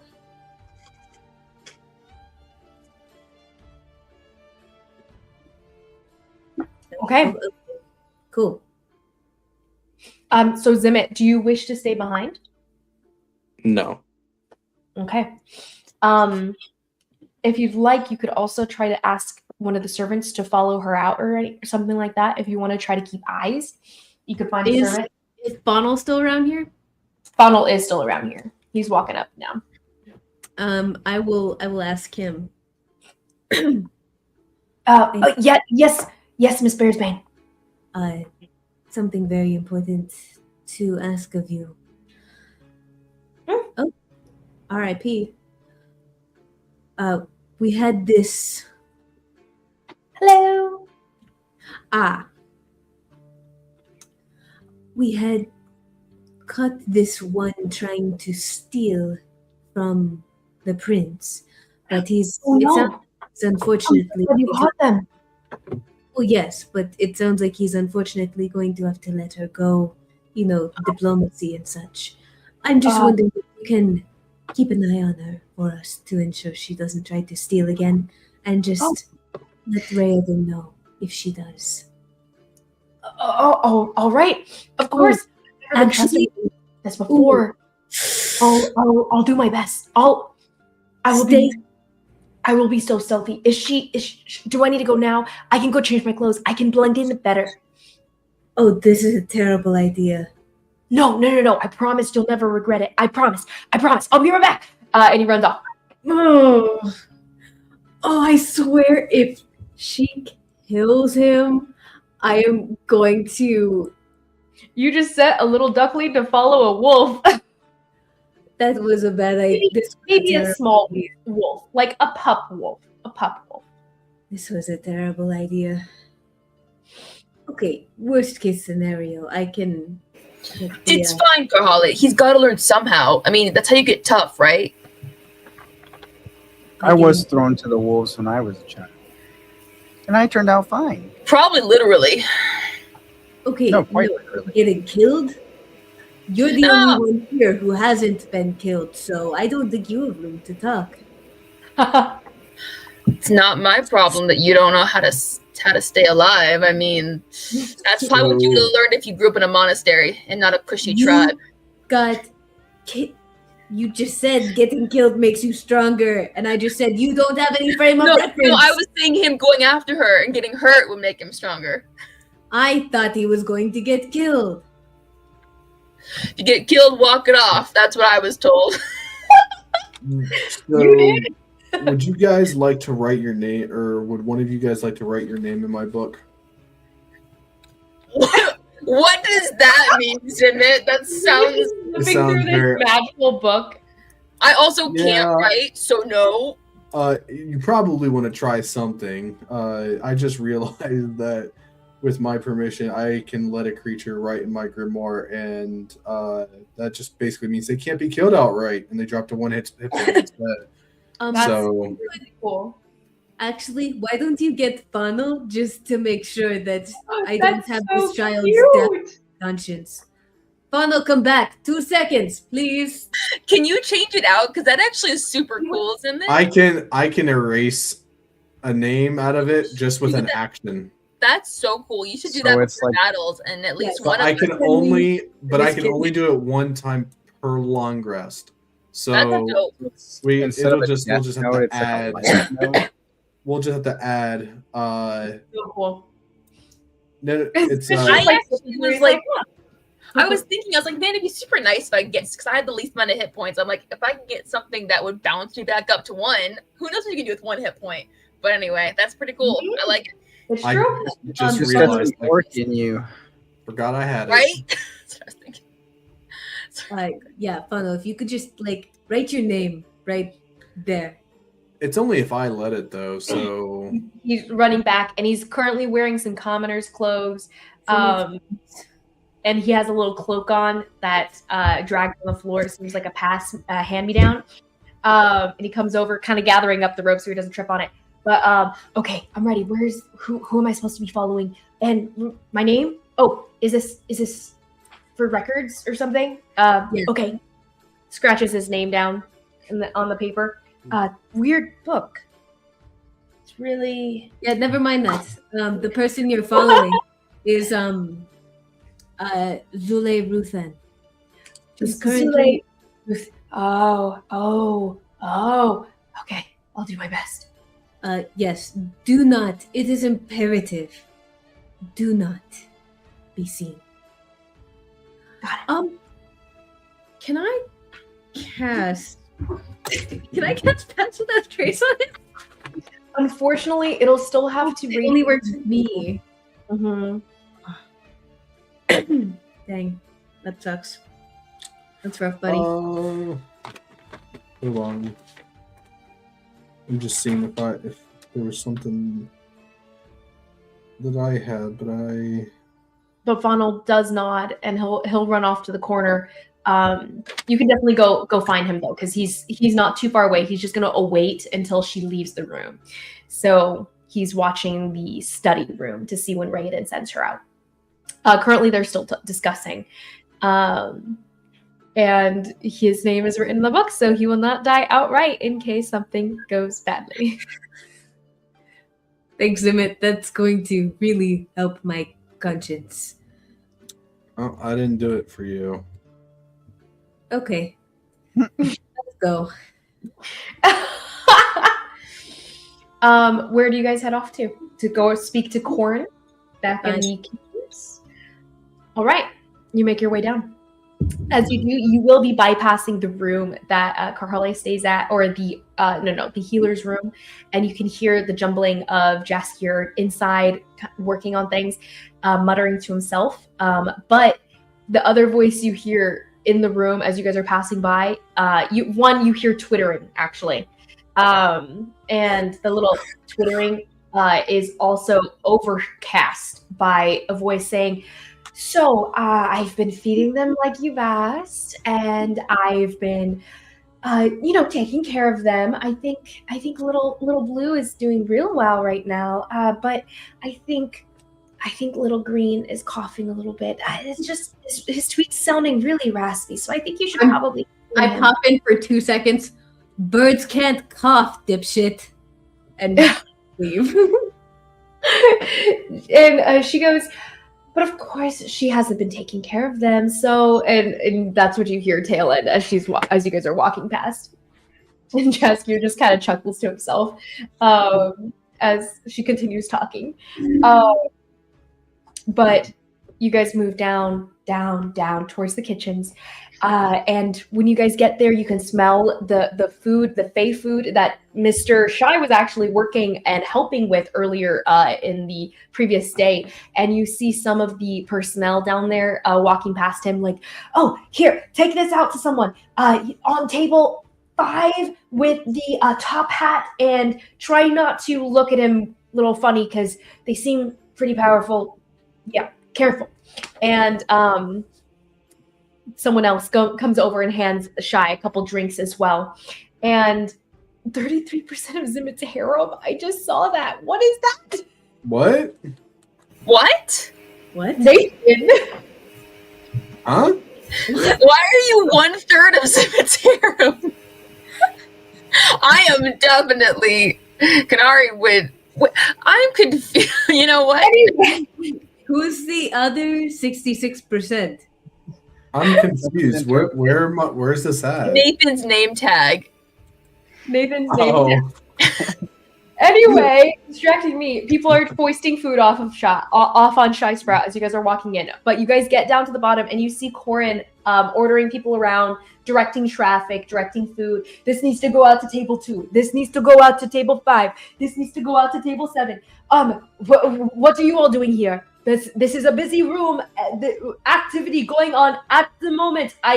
Go. And he comes around like shooing you guys away. Hey, Zimmit, do you have any questions for this guy? I'm not really good at the whole interrogation thing. This is kind of a bad time to be questioning him. He is very busy. Or is it a good Why are you standing around? Go. Put the food on tables. Go. Well, actually, I have... Oh, okay. No, Shy, you're staying here. Don't listen to him. Konari grabs your shoulder and yanks you back as he tries to move outside with the rest of the barrage of servants carrying platters of food. Okay. When's the dinner rush done? The dinner rush, it's all of the time. People come to get food at all the different times of the day. The rich people, they decide when they want to eat all the time. And most of them are too fat anyways. They'll be okay. Step aside for a few minutes. Why do you want me to step aside? What authority are you waving for this? I waved the papers that Raoden gave. What are you doing? What are you doing? What? He doesn't. He can't see them. Like he can't see what they are necessarily. You're waving paper at him. That's probably not the best idea because you don't want Raoden. Tell him that Raoden thinks you're deeply suspicious. It's just. I'm being sued again. I'm not like. Here's the. I'm not like this. Hey, look, this paper here. All I'm doing. Okay, is but what like, are you telling him? Sure, what are you telling him with the paper? We have some questions. What are these More papers? or less. Pass them over. Do you want some cotton candy? I have some left over. No, you should be out serving tables. Go. You know what? You know what? Actually, we're going to let you get back to this for a minute. Don't leave town. And I'm gonna usher. Apparently, we need to regroup because this is not working, guys. Never mind.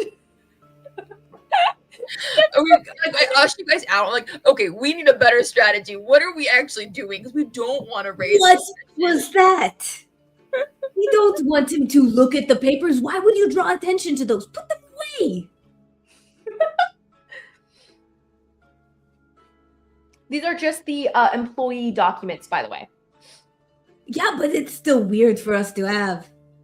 It is true. No, either way. Listen, don't yell at. Let's not yell. Okay. Let's come up with a good approach on how to Zimmit. You are a sweet talker. You got that golden tongue, everyone, or I don't know what the phrase is. But you've got some kind of tongue. I don't know how people are obsessed with tongues. Anyway, can you? It is how he gets a harem. Could you think of a way to broach the subject without being quite so direct? And then I could tap into his brain and read anything that he's trying not to tell you. I mean, I guess. I mean, listen, I'm all for laying it in people's faces, but I think Raoden wants us to be a little more discreet about this. Raoden did not clarify whether he wanted discreetness or not. Or we could go punch his lights out and make him talk. That sounds like a fantastic idea. I feel like the punching of the lights, but that's not a good idea. You see some people pass by and they go, hey Shy, tape 3 is still a little annoying. I know what you were saying about it. Someone else passes by. Oh, are you guys here for food? Because we don't have any food to give you. You have to go out to the tables outside. Someone else. Do you guys need something? Because the boss says he wants you guys to shoe. Okay, so does anyone quite have a good idea of how we should I was ask just this guy? doing some quality food tasting, making He sure it's up wasn't- to snuff. He wasn't doing any food tasting. That was a joke. So you're not here checking on the quality? No, I am. Yes, you we are? are. We are. That's what we're here for. Oh, all right. We'll send out some of the food plates. Hey boys, and goes back inside. Make sure the cook himself brings it out to us. Why? We Roll need to regroup, Shy. We are regrouping. This is It'll re- take him a good 5 minutes to get all the dishes. Thank you, Shy. Thank you. Okay, so what are we asking him? We need to find out if he has been Has in any? contact with. Yeah, Maybe we yeah. should find out You where he's been think the that- past week, right? Because that's what Raoden said was suspicious, is these people have each disappeared within the last week, and he doesn't know why. So maybe try to find out where they were in the We last should just week. ask him point blank if he whatever, and then we'll like boom, show him tie. And like when people get startled or scared, they like release information that they didn't think of, or their brains get all jumbled, and then Konari can see like, oh, I he'll lose could also read his concentration. mind for you, Konari. I can just generally read minds a little bit easier. I taught you how to do it, but it's kind of natural for me. Oh, yeah, you could read it for us. That's great. Totally. Mhm. I just need to get a little bit closer. How close do you have to be? So basically, we're didn't- we're hypnotizing him with Ty going around in a little circle. All right. No, should we not ask him about where they've been, or should we just point blank Well, ask them? So the Weird only and pro- suspicious in the middle of The him only working. problem I see with that, though, is they're going to tell us where they've been, but then one person's just going to, whoever it is, if it's one of the three, will probably tell us something fake. But like, how are we supposed to tell if they're telling the truth or not? Because we're Isn't reading their minds. Konari reading, yeah. Okay. And you guys hear a bit of bustle, and the door shoves open with Corin holding 2 platters of food and looking very disgruntled. And he comes out and he goes, "Why didn't you just come out with it? That Raoden wanted a quality check." And he brings over the 2 platters of food here. And he goes, Wanted a what? But We Oh, had thank and he looks at Zimmit and he goes, "That better not be another lawsuit." But he puts the food down and he motions at it. And he goes, "Go ahead, see the quality for yourself." Zimmit will start to Venus. eat. Does this look burnt to you? You know, Venus this- flutters over to you, and as she gets closer to it, it starts to catch on fire. She goes, "That looks very burnt." this is some pretty exotic fare. Did you have to do a lot of traveling this week to get it? This roll persuasion check. Quick, Ty, read his mind. You say, "Hey, Zimmit, do this," and I can't. Ooh, Ty Let's go. read his mind, 30-20. and she connects. She as a not as a Kalshar, as a Kori, she will connect you to her mind, so you can hear what she hears as she hears it. And you see, and then you hear Ty's party line 1, as she connects you guys. And she, you hear his base surface thoughts as he's thinking, the food, and he's like, what a train difference. Trying to lower my guard. This must be a lawsuit. That's what. But he's thinking that as he goes.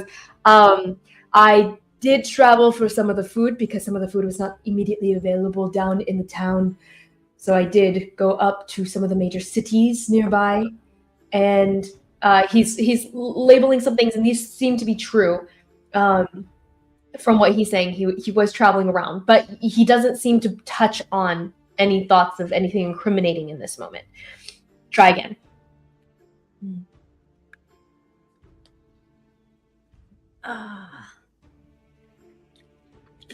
Tag out. I'll reach into his mind, and I'm You going did that motion. to. I thought you were punching him. I'll- Touch. Take him out. I'm gonna try to reach into his mind and talk to him as his As kind his of like his his subconscious in a way, to be like, they'll find out.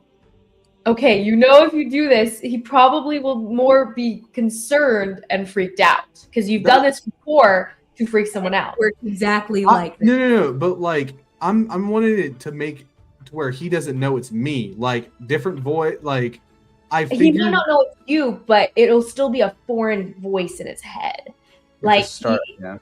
I It won't think sound like I his feel- thought. whether or not he automatically assumes it's you guys or not, he will be freaked out in its own way. So like the best outcome of him not thinking it's you guys would be him thinking he's going crazy and hearing a hallucination of some sort or something like that. But it'll be something that's that will throw him off in that way. However, you can still do so. It'll just disturb him, which is okay. So go ahead and do it, and it might still spark his thoughts process to be negative or more towards what you guys want. Can you give me one more question before you do that, Zimmit? I mean, we don't Just- have to do it. It's just we're kind It's of up just we're just kind of sitting here. So Zimmit, you No, could thanks, say that you saw him at such and such place, and maybe he'll get nervous. Well, go ahead, Karhalle, and ask your question, though. Might as well. If you have a question in mind. Oh my gosh, I just lost it. I had one and I lost it. The berries I here want are what I use to make the sauce to cover the dessert here. It is a pudding over there that is sitting in front of you. You can take a bite of that. It's brand new from the cold room, and none of it is expired. None of it is. Mr. Corin, is it? I'm actually supposed. Raoden wanted me to do a little bit of he wants to make sure he's paying his people what they're doing, and so I think you've been slacking off work in the past week. So I need you to account for some times you left the palace, please.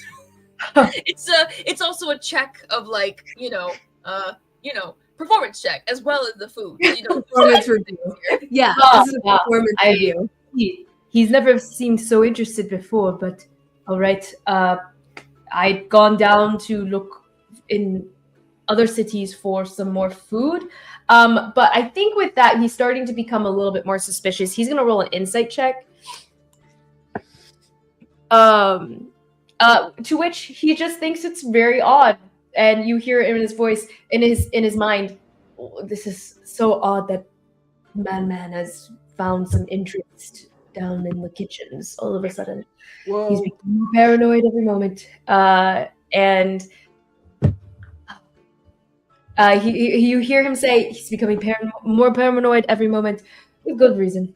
But like his thoughts are just kind of briefly on that, and then he goes, "I'd gone searching for some of the meats here, some of the berries that are not grown here," and he goes on a whole list of just different foods and Can such. I delve and just look for things specifically? with good reason.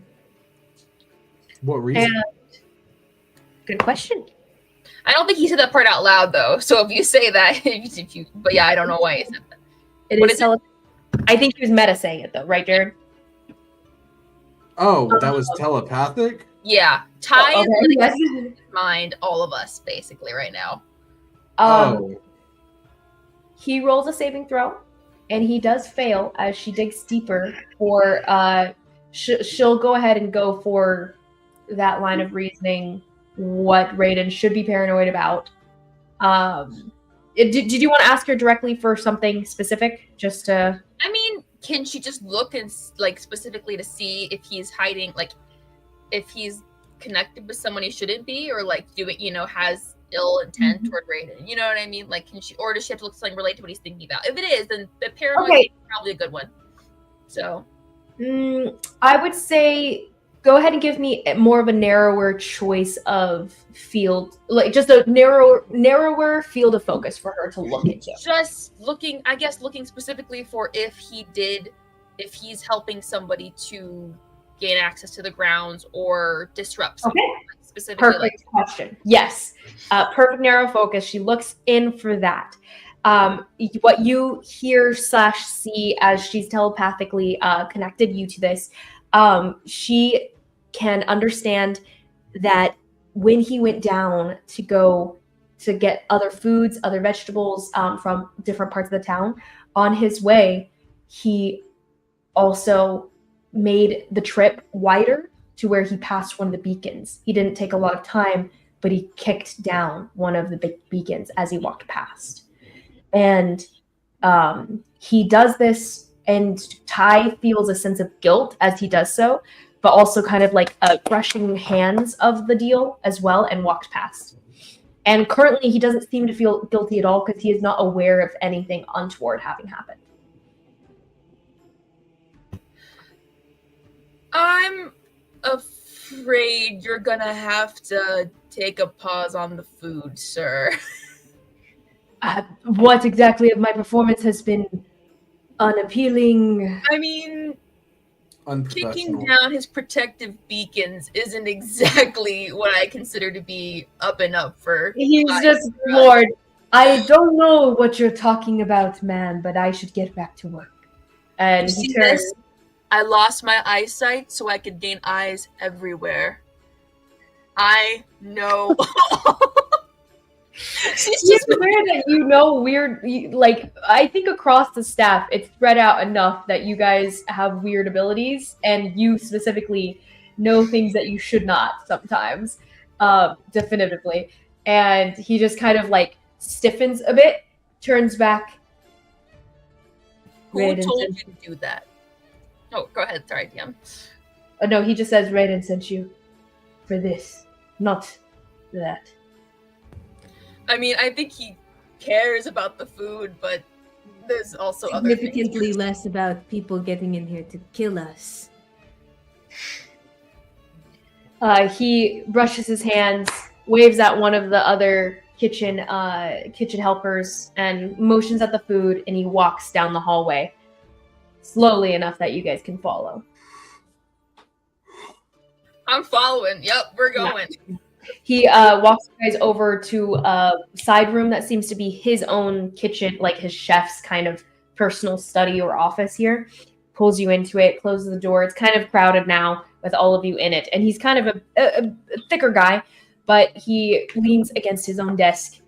He goes, I'm not proud of what I did, but it was necessary. Because what are they paying you? What is this? Raoden knows I've had dealings with the Grechos in the past.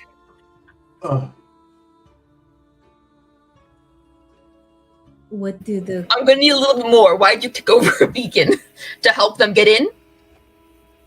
He looks around the room for a pot. Like there's a bit of a pause here, and it kind of like moves the head a bit. I was asked to for some debts that I have in my past, and I don't know what they had in mind, but they came calling for me to do this thing for them. It seemed, I assumed that Raoden would sense it right away and would fix the problem right away. so But he seems distracted of late. the Grecho family? I feel like this is a side tangent. I feel like they don't have anything to do with what happened with Ray. Isabel's saying this. I don't even have anything to do with I think this is a side tangent, and that. Do you wish to just figure out whether he's playing straight? Yeah, I'd love to make an insight check. Anyone else can if they want to, but Mm-hmm. Would. Okay. If you'd like to roll an insight check, you may. Roll an insight check. Yes, ma'am. Dirty 20. Barely, honestly, barely anything you still might have gotten at Karhalle. He got a 7 on his deception. I got 8! Then yeah, he got a 7. So he is definitely partial truth, partial lie here. That is, the Grechos are not the ones who asked him about the beacon, but he does have the dealings with them in the past. Try again. Try again. What? I'm telling you the truth. Blatant lie. His eyes are darting around the room. He looks uncomfortable. He's sitting against. He's like shifting his standing as he's before you. You do realize that any one of us in here could probably kill you with one blow, except for maybe Zimmit, but he has magic, so I don't know what he can do. Let's try this again. The Grechos don't have anything to do with you anymore. Who asked you to knock over the beacon?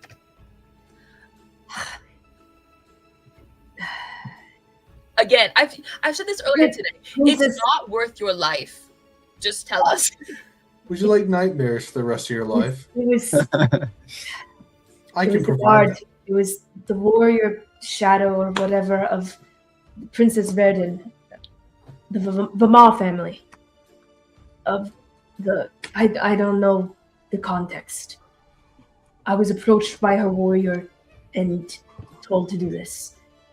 And they know where my wife is. I thought your wife was better. She was. Raoden saved her, so I had a few more years with her. I'm still grateful to him, and I'd rather stay on, but I understand I wouldn't be able to at this point. So what is the threat they have over her then?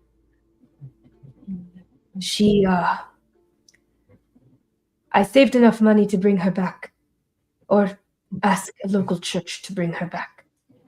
And normally it doesn't matter. It didn't work. She didn't come back. And so they found where they found her at the mausoleum, and they're threatening to destroy her body.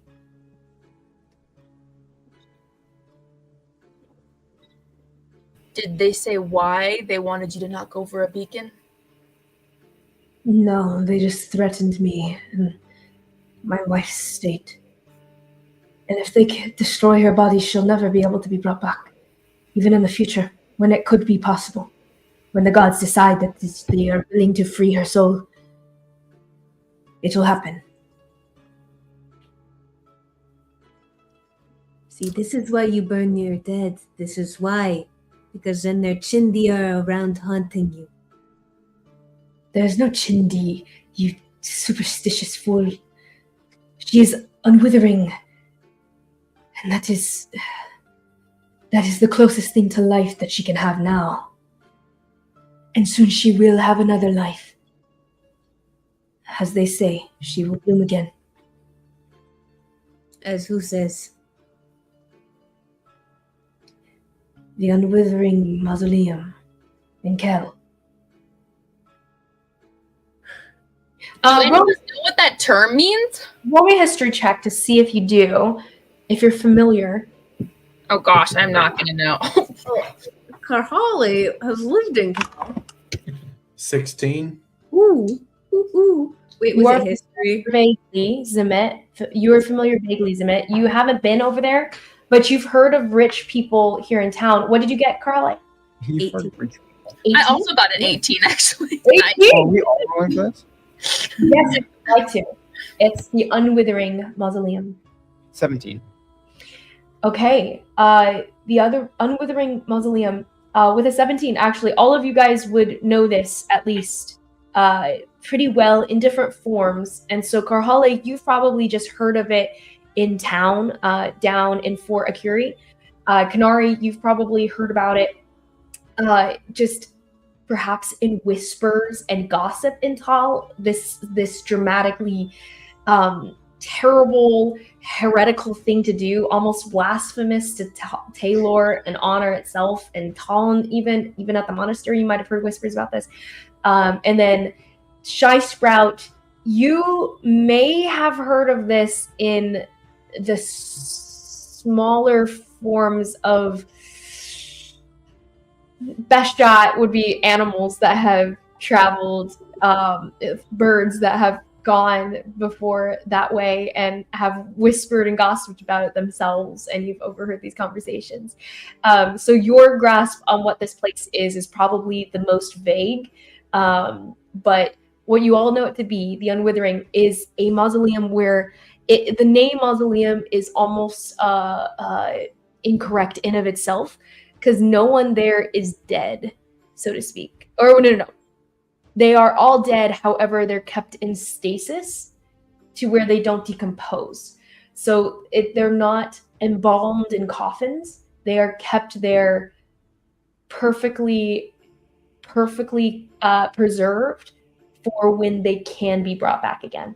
So whoever wishes to pay them the exorbitant amount of money, the rich people in LFCAR definitely, but especially when a resurrection doesn't work and the world says no, the gods say no, the tapestry says no,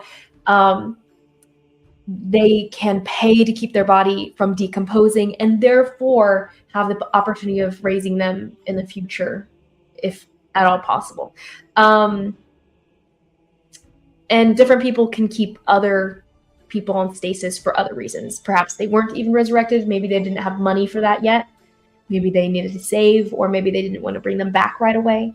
And then some rich people will pay to keep themselves in stasis and unwithering so that they can be brought back at a different time past this time. So it's kind of a way to preserve themselves during hard times, or preserve themselves during ages they don't like, or they want to see the future, any of the above.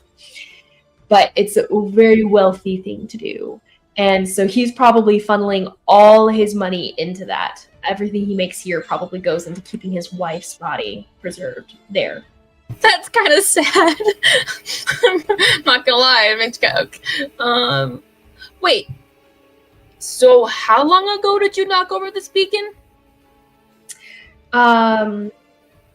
This would have happened earlier in the week, and he will admit it happened on the third day of the week. So that was at the day that the people were. How long ago was that attack? Your attack? The wind elemental thing that the Vamad. Oh, that happened at the beginning of the week. That was what started the party concept entirely. Right. I just thought that, didn't Raoden say that they shouldn't have been able to do that? Like, Mm-hmm. And so, but that would have happened before he knocked over the beacon? Mm-hmm. Okay. He seems to have knocked over specifically the configuration beacon is what he'll let you guys know. And he's vaguely aware of this, being not totally deeply into the magic. But the conjuration magic would be the one for teleportation specifically. But he does not admit to doing anything previous to that. So this would have allowed the teleportation magic. Possibly, yes. Okay. Oh, no, not possibly. Yes. The conjuration magic allowed teleportation magic specifically. Okay.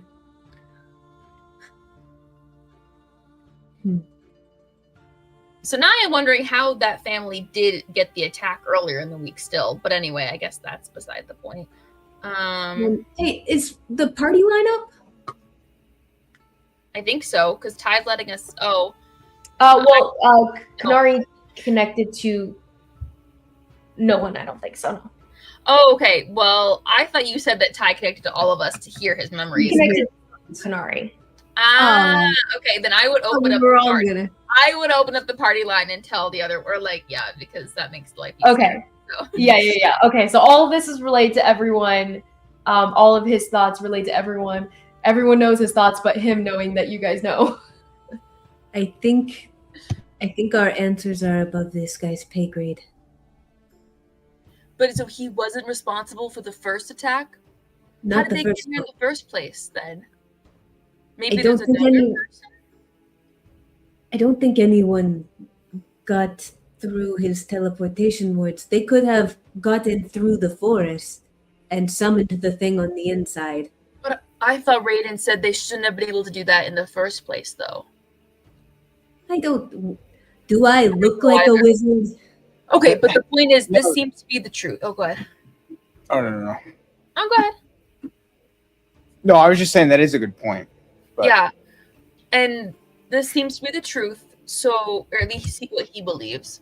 So, are the Vama family connected, or did Konatash just use it to his advantage? Yes, that's How my do you know? question. Well, all right. So it seems like he's telling us the truth at this point, DM, Mm-hmm. and it doesn't seem like there's anything he's really not telling us. I don't think. You, based on Ty's looking through his mind and your guys' kind of interactions with him thus far, you don't assume he's hiding anymore. He seems to have spilled his guts on what he felt guilty about. And yeah, that's pretty much what he says. However, go ahead and roll me a anyone who would wish to go ahead and roll me an insight check, and then Zimmit would have an advantage because he's familiar with the families here in Elithkar.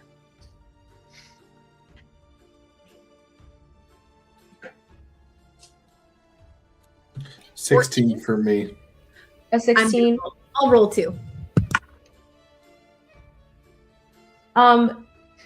Zimmit, what you gather though from kind of this interaction, what you've learned about Vama so far, and the calling card that was left behind, the token handkerchief from before that led to Vama in your mind. It almost seems to you that there was some sort of like probably less aggressive way that they were able to get the attack to happen past the wards, something that may not have even needed to break the wards right away and might have done so after the fact as like but you're not quite sure how to put your finger on that necessarily based on what you've learned so far. But Karhalle? 18. I would say that you are also aware that there might have been just a different kind of approach. Like the breaking of the beacon seems to have been a pretty opening the door for a more violent approach, which seemingly hasn't happened yet because this was a target from the Vama family. But the attack that happened earlier that had gotten past his wards somehow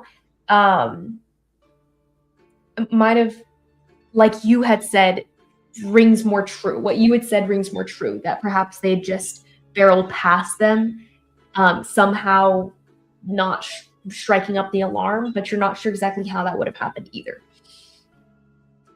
But that one's the concept that rings more true. So if you guys can figure out how the attack was delivered, because you guys discovered what the attack directly was, right? What is it? Sorry. What attack? Know what had attacked Raoden back in the A garden. water elemental, right? Of some sort? That was Wind elemental. Wind. he had clarified, I think when you mentioned it as Jinn, a water Jinn. Oh, right.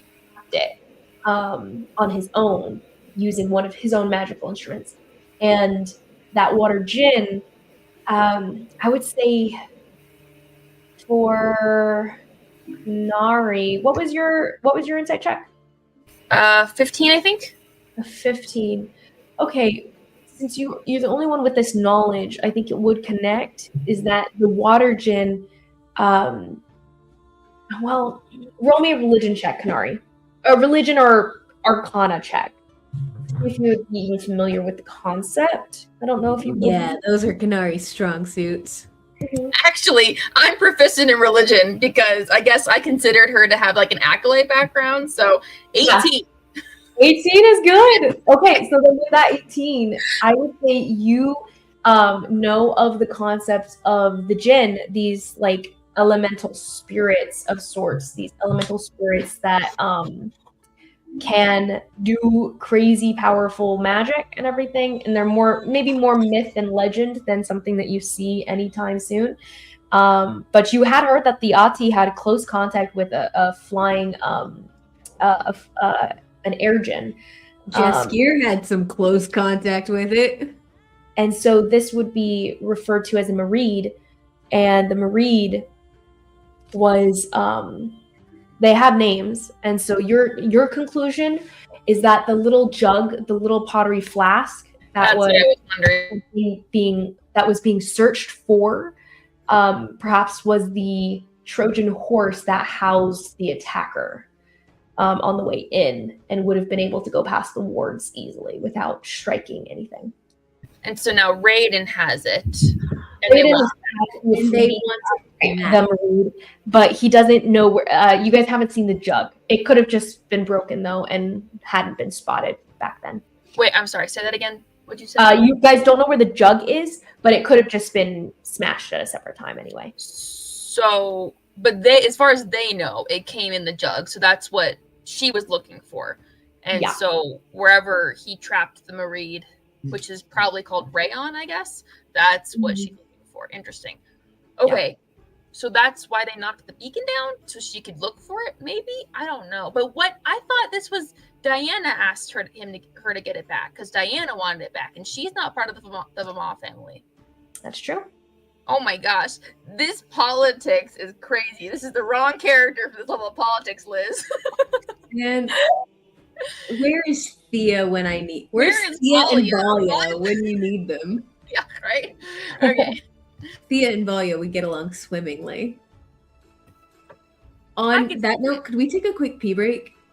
Oh, time flies. Okay, yes, let's take a pee break with that knowledge for us so there. Much. Oh my gosh. But yeah, you guys are all good. Good thinking.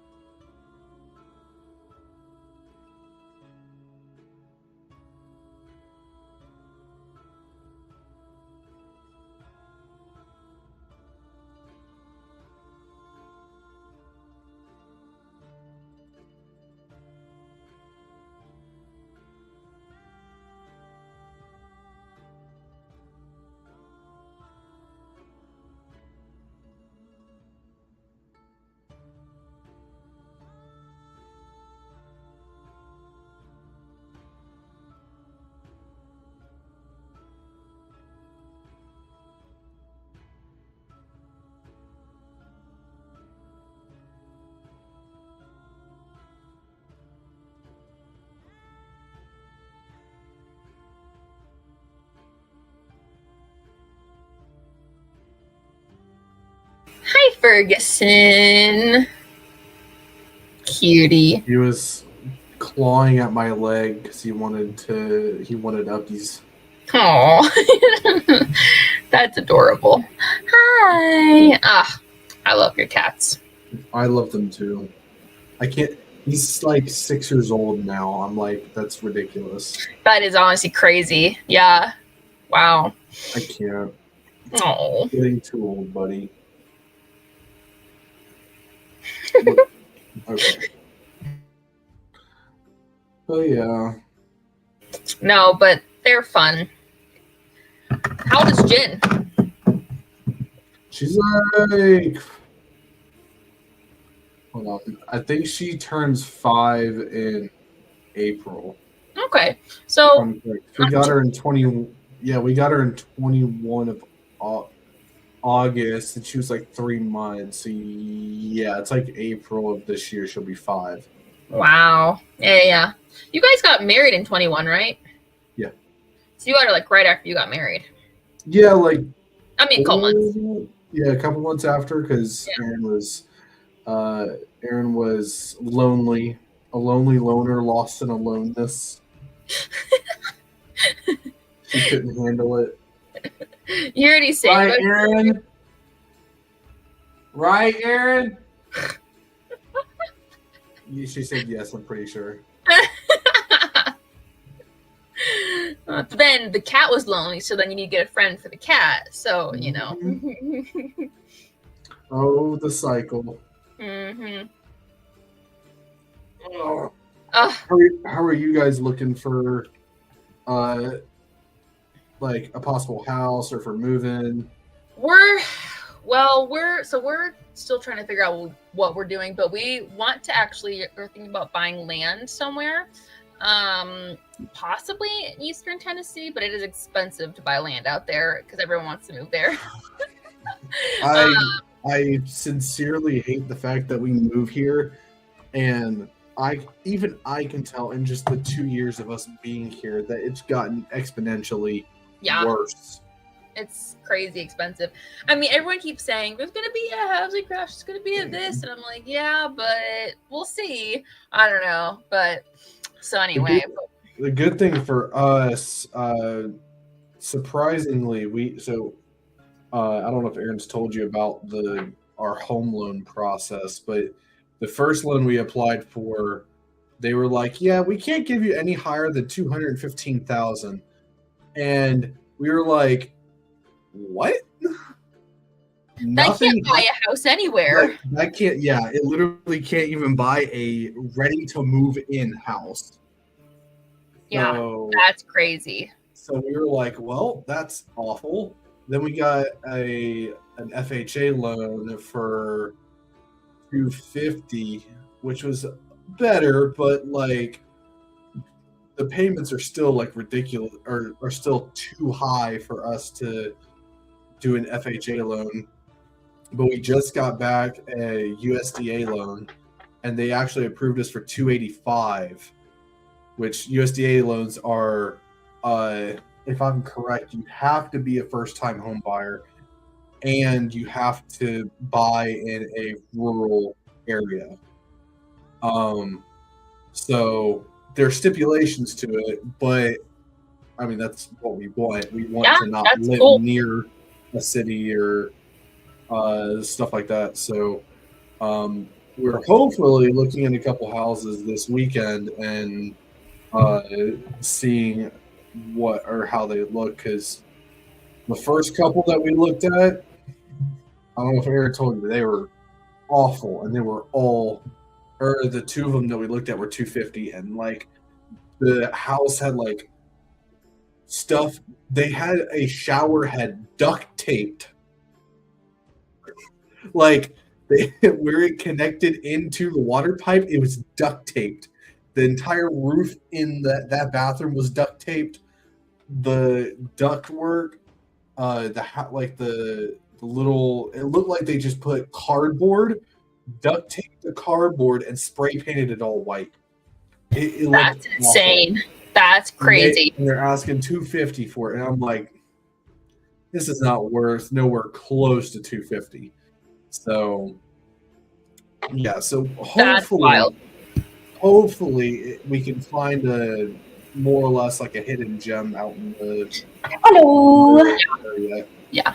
Hello. I hope so. That would be really good though for you guys. Yeah, that's crazy. Wow. The home buying process is insane right now. So Yeah, and we keep getting the same thing. Oh well, the rates are low; they're going down a little bit, but there should be a housing crash in the next year. Like, yeah, but and then we we have a friend that's a realtor, and so we're going through her, and she was like, "Yeah, don't listen to that. I mean, yeah, there will eventually be a housing crash, but like in this area, because it's one of the most moved to cities in America currently." It's only steadily going to probably go up in housing prices. So, yeah, no, that's rough. Yeah, I feel it. mm-hmm. Nathan said that's why you should move to Virginia. Virginia's even worse. It is worse, Nathan. I don't know why you're saying that. Also, by the time any of us move there, you guys might be gone. So who knows? It's true. What? He says Nova's bad, but everywhere else is fine. Nova? Oh, Northern Virginia. Oh, right. That makes sense. I mean, yeah, I wouldn't mind living right off of right in Virginia off of I-81. I wouldn't mind that. It's close to the mountains, and wouldn't mind that. But I would not want to. Oh, I would not want to live in close to DC. More power if to you y'all. want cheap, beautiful land, and you don't care how close you are to a big city, you can go to West Virginia. I mean, I'm talking cheap, beautiful water, everything you want. It's gorgeous land. You're just gonna be small towns for who knows how far. But Don't tell me if we weren't already settled in a church. it's fair. Do you think Aaron would want to be that isolated? If we had a good church, yeah, I think we would fine. But it's more of the fact of our church is so freaking amazing. We love our church, and we just started our small group, and it's been going absolutely. We love everyone in our small group. That's awesome. It's been like a breath of fresh air. That's great. So yeah, we actually have a church here that we love. And that's one of the things that we'd be really sad to leave. But everything else will be fine. But anyway, we can talk later. It's game time. Let's get into it, Jared. Where are the pretzels? I was just looking for them and I can't find them. Are they right? You want the little pretzels? I can hear you. Hey, can you bring me a snack? I said a 10-minute break. Chocolate. So funny. Okay. So back in this, where were we? We were questioning this guy. We got all the information out of him. We really can. We got all the information out of him, and you guys came to the conclusion, or Konari did with her previous knowledge as to what that girl was after in the first place, was that she was looking for the Jinn's house, its relic that was housing the Mareed, the water Jinn, and that water Jinn was I guess in theory given or owned by Diana in the first place, the Grechos, who were in theory might have, I guess, helped the Vama family make this attack on Raoden's family here. And so the Vama attacking the Coels here, and doing so through the Grechos, who tend to provide weaponry, and that's what the Grechos do from Zimmit's perspective as well. So that's not unfounded. Nonetheless, apparently Deanna wanted to recycle her weaponry and had sent someone who owed her a debt after said weapon, but did not succeed. So I guess that weapon's bye-bye, and Raoden can repurpose it however he wishes to. Apparently the name Rayon is the name of the Mareed that is housed within his orb currently. But nonetheless, you guys have discovered this information. Do you wish to return to look further, or do you wish to return to Raoden and see if this brings his request to bear. Very important question. So, the Gretcho family, is he a high prince over something? No, the Gretchos have no standing. They are just rich and powerful. Dang. Bummer. The Ruthens, however, have status and are a high family. I was going to lead the questioning down to, so it's Princess Diana, and then I was disappointed. No. You've disappointed me. I'm sorry. I'm very sorry. But yeah, apparently. But okay, but then this still doesn't connect back to Konotosh and the Kalster. There is a possibility that they found out the beacon was knocked over. It was a happy accident for them, but that had way too much planning, like the whole setup, for them to not really know. So like either they're involved with the Van Ma family, which would be kind of crazy. I don't feel like they would be, or someone else's dirt. I don't really. How many beacons does he have? One for conjuration and one for other things. Like, you know what I mean? Like, or are there multiple? He has multiple for what he found significant or problematic, but namely what he has as warding. Warding, he has alarm bells that will go off for people who are not like meant to be there, and then he also has these wards that basically get people to run away or be attacked by animals and stuff, more likely to be attacked by animals in that if they're not meant to be there and stuff. So it's not stuff that's actually like barring entry. It's just stuff that kind of like pushes normal souls away and will give him a forewarning of dangerous souls that are trying to get up closer to his estate. And then the conjuration magic is just to block teleportation directly onto his estate, because that's just dangerous. So as far as you guys know, those are the only two he's discussed directly. And I'm sure, and you can assume that he has some sort of protection from divination magic, so people can't spy on him. But so if there's only one beacon though that would do the conjuration, so if the one's knocked over, it would. It's more like knocking one down breaks the chain kind of thing. So if he has multiple that are connected and stuff, breaking one would break said chain. Okay. Well, yeah, was the conjuration ward really down for 3 days? He didn't notice? Apparently he did not. That's sus. Maybe Zimmit's suspicion that Raoden's actually kind of weak is true.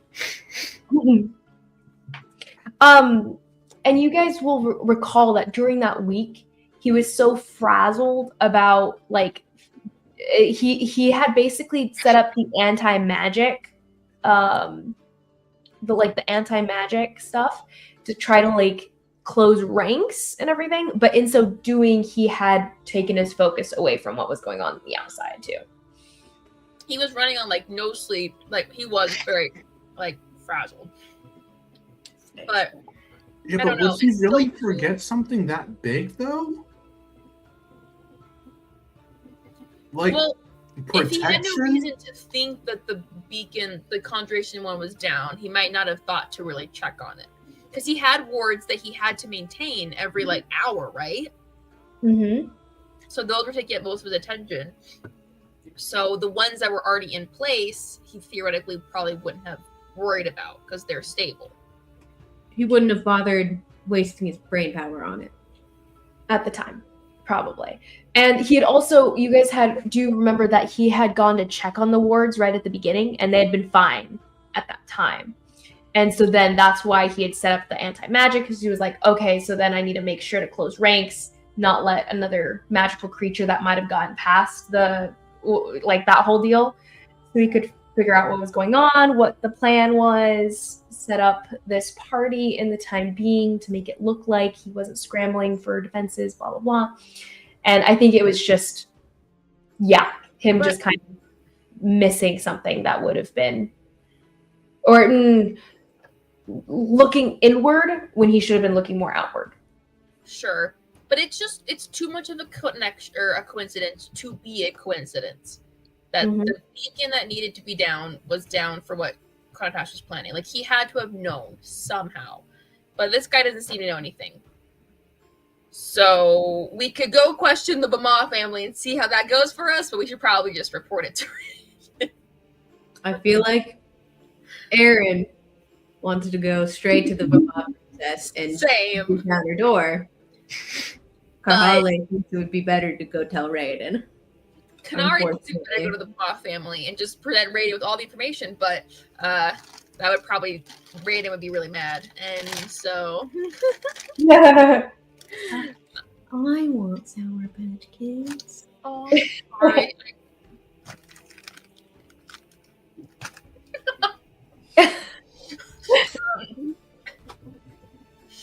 So I guess we'll go to report to Raiden and let this guy go back to the kitchen and tell him you're probably getting fired. I don't know.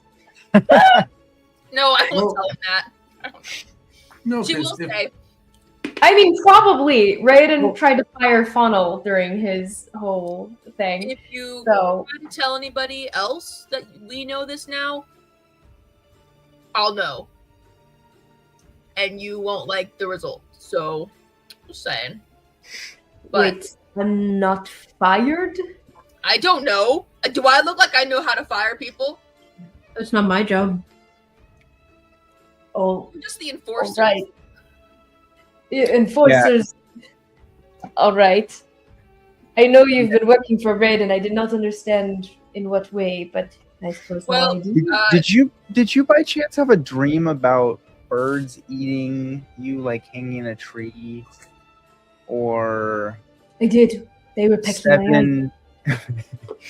Oh well, yeah. You can go back to work then. What the heck was that about, Nathan? He goes back to work very disturbed. The baker and the cobbler, or the baker and the. I got it. I thought that's what you were referring to, but it was just really weird. Okay, you can go back to work then. I was like, oh, I mean, no, that's fair. That actually, that was Raiden's gonna have him executed, is what he's saying. that's a fair cut. That was good, Nathan. All right. Was Shannon involved in any of this? Shannon's always involved. Do you ask? Yeah, I ask.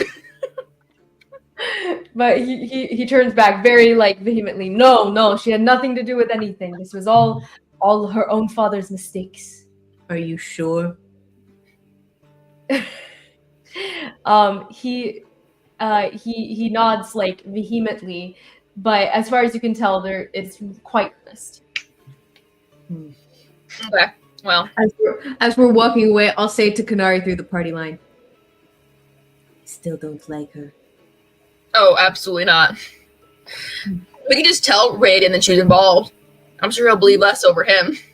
I'm not lying. Okay. She Just may an not. option. She may not know how to keep her hands to herself, but I'm not going to get her killed. Unless Probably because she didn't have a mother. she does exhibit quite motherless behavior. And you not have... Oh, what'd you say? She does exhibit quite motherless behavior. And you not having a father don't know how to keep your hands... No, wait. I didn't think that through. I've only not had a father for 2 years. You're still in training. It's okay. All right. So we go and tell Raiden. Okay, you go off to tell Raiden, so- relay this information. You find him alone in the room. Yes, Zimmit? Well, I'm trying to think about this because I'm just confused because this is more just, I guess, in character in a way, just to everyone. Because if Raiden didn't believe us with Zule, why would he believe us on this? He did believe us. It was just a high prince's daughter that he couldn't arrest. He wanted to maintain relations, so he's pretending in front of her that he thinks we're just a bunch of crazy people that work for him, and which is funny because he's the crazy. It was like, oh, they're just servants, crazy servants, bye, kind of thing. Yeah, But he did believe us. He like, and then he's like, okay, so so she was stealing something. What was she trying to steal to you guys? And he just wanted to know, like, okay, what was she up to? In actuality, okay, I'll go play nice. You guys go figure out what's going on with the mole situation. Okay. I must have missed that part. No, it's all good. And actor, it's okay. he plays a part. Nonetheless, you guys come back. The room is empty. The study room is empty, but you guys kind of follow the trail back to his own study, Raoden's study, the larger one, the one higher up in the manor too. But she's also gone. Zule has exited. Faunal is also noticeably missing. But you guys make your way back to Raoden in his study, and he's seems to be missing in action for the moment. Actually, you guys knock once, twice, open the door because you guys kind of have that relationship at this point. And he's not in his office immediately. But I would say if you guys wait a couple minutes there, he would show up wet and shaking himself off a bit. And as he steps over his threshold, he just prestidigitations himself, and he is dry to the bone. And his robes kind of flutter out a little bit. Oh, all right. You're back. You did something with the well, didn't you? What did you do with it? Oh. Jumping to conclusions, my dear. The merit. I was in the bath. The merit. Rayon. Yeah, sure. No, jumping to conclusions as well, Karhalle. There are many things that can wet a man's robes. I want to insight check him, DM. Is he lying to me? Roll an insight check, and Karhalle roll an insight check. Anyone else who wishes to may as well. 20. He is looking very barraged on both sides, but he also kind of looks amused. 18. 18. You can tell he's telling the truth about not having jumped into the well. And wait, who said the well? You said the Marie. I said the well. Yeah. So you can tell he's telling the truth about it not being wet because of the Marie. Konari, he's telling the truth that he had not gotten wet from the well. And he's amused and exasperated that you both jumped to these conclusions. I'm sorry. So he was telling the truth to both of us? Yeah, from as far as you can tell, he's telling the truth. Got wet from a woman. I knew someone would say that. I was thinking sometimes you need a full submersion under water. In your clothes. Yes. Is this actually one of your direct questions, Miss Konari? Miss Karhalle? No. That wasn't a question, it was an accusation, it doesn't count. Then I will gladly appreciate my friend's acceptance of my own equivocation in this moment. All right. We have some information for you if you'd like to hear it, I suppose. Yes. Yeah. I like to keep my personal life closer to the chest. Yes. Well, and she'll kind of just tell him everything that we heard, basically. All right. And he smacks his hand on the desk and goes, he fired immediately. Tell one of the servants outside. Send him off. And fire Shannon as well. I can't have. Oh, wait. Karhalle's trying really hard not to look happy when he says that, but she's smiling. I was like, can I tell her she's fired? No, I'm just kidding. Can we as a group collectively tell her she's fired? I'll give them a glowing review for somewhere else. And perhaps we can send them somewhere. I would not mind being betrayed. He goes through, flipping through his files. Why not Kel? Oh, why not Kel? What? Oh, you know, they're Kellen, so go back to Kel. Kel sucks. Well, I'm sure they might venture back to Kel, but I'm not going to be the one paying their way. They will go down to the town and see what they do on their own. But they are fired. Dust my hands of them. Good luck. Just don't give Shannon a glowing review. Give her just like a low tier review. Don't worry, I won't be doing 6.5. Pass that down to the to one of my head household. Marion. Okay, but I don't think that's the end of the matter, because why would the Kalashtar have anything to do with Bama? Like, I think there's more to it than just coincidence. Of course there might be more to it. But perhaps deeply on this matter, Konari. Perhaps you're thinking too deeply on this. I would venture to say that I would not expect there to be a connection between the Kalashtar and the Vamar family. Of course, the Vamars want to knock me down, make an attack, prove their power, unearth some of my own secrets that they might doom or believe I might keep. But the Kalashtar may have just taken a gamble. Couldn't they have just done that? Or perhaps, which is far likely, there are many divine ways to discover whether or not an action will have a positive outcome or not.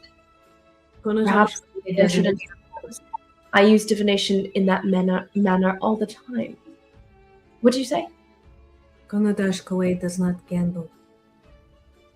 That is true. Then perhaps he knew for certain that it would work, whether or not there were wars. Also, He knew ahead of time. Perhaps your people read minds. You read people's minds all the time. Perhaps that's what they did.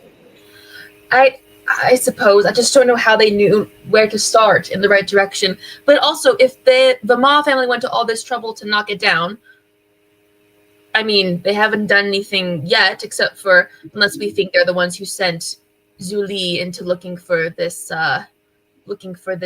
creature that you have. And for But trying you to said that kill was the Gretchen, someone. correct? What? You said that was the Gretcho's doing, though. Well, Correct? that's what her memory said, yes. But it seems like Also, the Marid belongs to Diana Gretchel. it was the Vama family who left their calling card with the attack. So there's possibly a connection there. I do believe the Vamar family was making a direct attack on me and hoping to provoke a reaction from the Quells. Perhaps from my father, perhaps directly from me, I don't know. But I do think that at least the Gretchos I have no dealings with. So I don't see why they would be attempting anything on me. However, Zimmit, you know your family better than all of us. Do they provide magical weaponry for things such as this?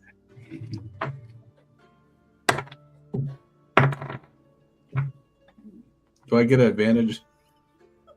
Yes, you would. Oh, please. I have an idea as well if Zimmit doesn't come up with anything, but And what would this be? Investigation, yes, or insight. Your choice. I'm not doing insight. That's for sure. 18. 18. Then definitely your family has many machinations, helping many families in the battles between high princes and whatnot. They deal well in funneling magical weapons into both sides and working both sides to make their money, and that's basically all they've ever done. Sometimes there are deeper machinations beyond just the making of money and using that to their advantage. However, you haven't been in the fold recently, so you wouldn't know what direct gain they might have attacking Raoden like this and helping Vamar do that. But you definitely know they would just for the money, at least. I'll relay that information. Morning. All right. but also perhaps it was Diana herself who did it, and maybe she thinks she can get some allegiance from the Vama family when she tries to overthrow your dad's seat of power? She is power hungry, that's for sure. She's not very good at it. Just collecting seats of power. There's a way that we could try to figure that out, but it would kind of involve breaking into another Gretcho facility to finding out possibly the books. We're great at breaking into things. However, that would only help us to figure out if the Gretcho is connected to this problem, and if they're not, then we're right back to square one. I think the first thing we should decide is if the Vama's only play was to try to get back their genie thing, or is there something else they have planned, and that's why they knocked over that barrier? Well, Zule said that she's here to kill someone. So are they hoping? You did know that the person they were intending to kill, they were discussing the consort that was with their father currently. So his current girlfriend, they were planning to murder in cold blood. And I will tell everyone that. Mm-hmm. Interesting. All right. Perhaps we can use that against pretty Zule as she found herself in my castle. All right. I'll see what I can do with that information. There's one more thing. What's up with the weird well? Roll a persuasion check. Actually, he goes, is that one of your two questions, my dears? I think. No! We have to talk about this first. We were going to ask about the well. I have many secrets, my dears. Many eons of secrets and life that have been lived before I met you all. I'd rather not waste our time delving into all of it. But if you have two questions, I will answer directly because of this favor that you've done me, which I appreciate.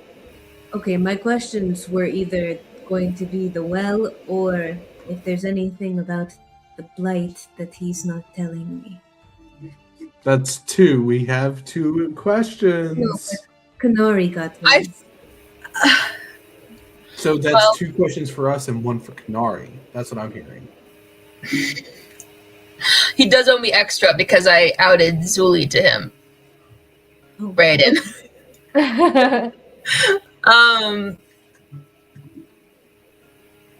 Yeah, I don't know.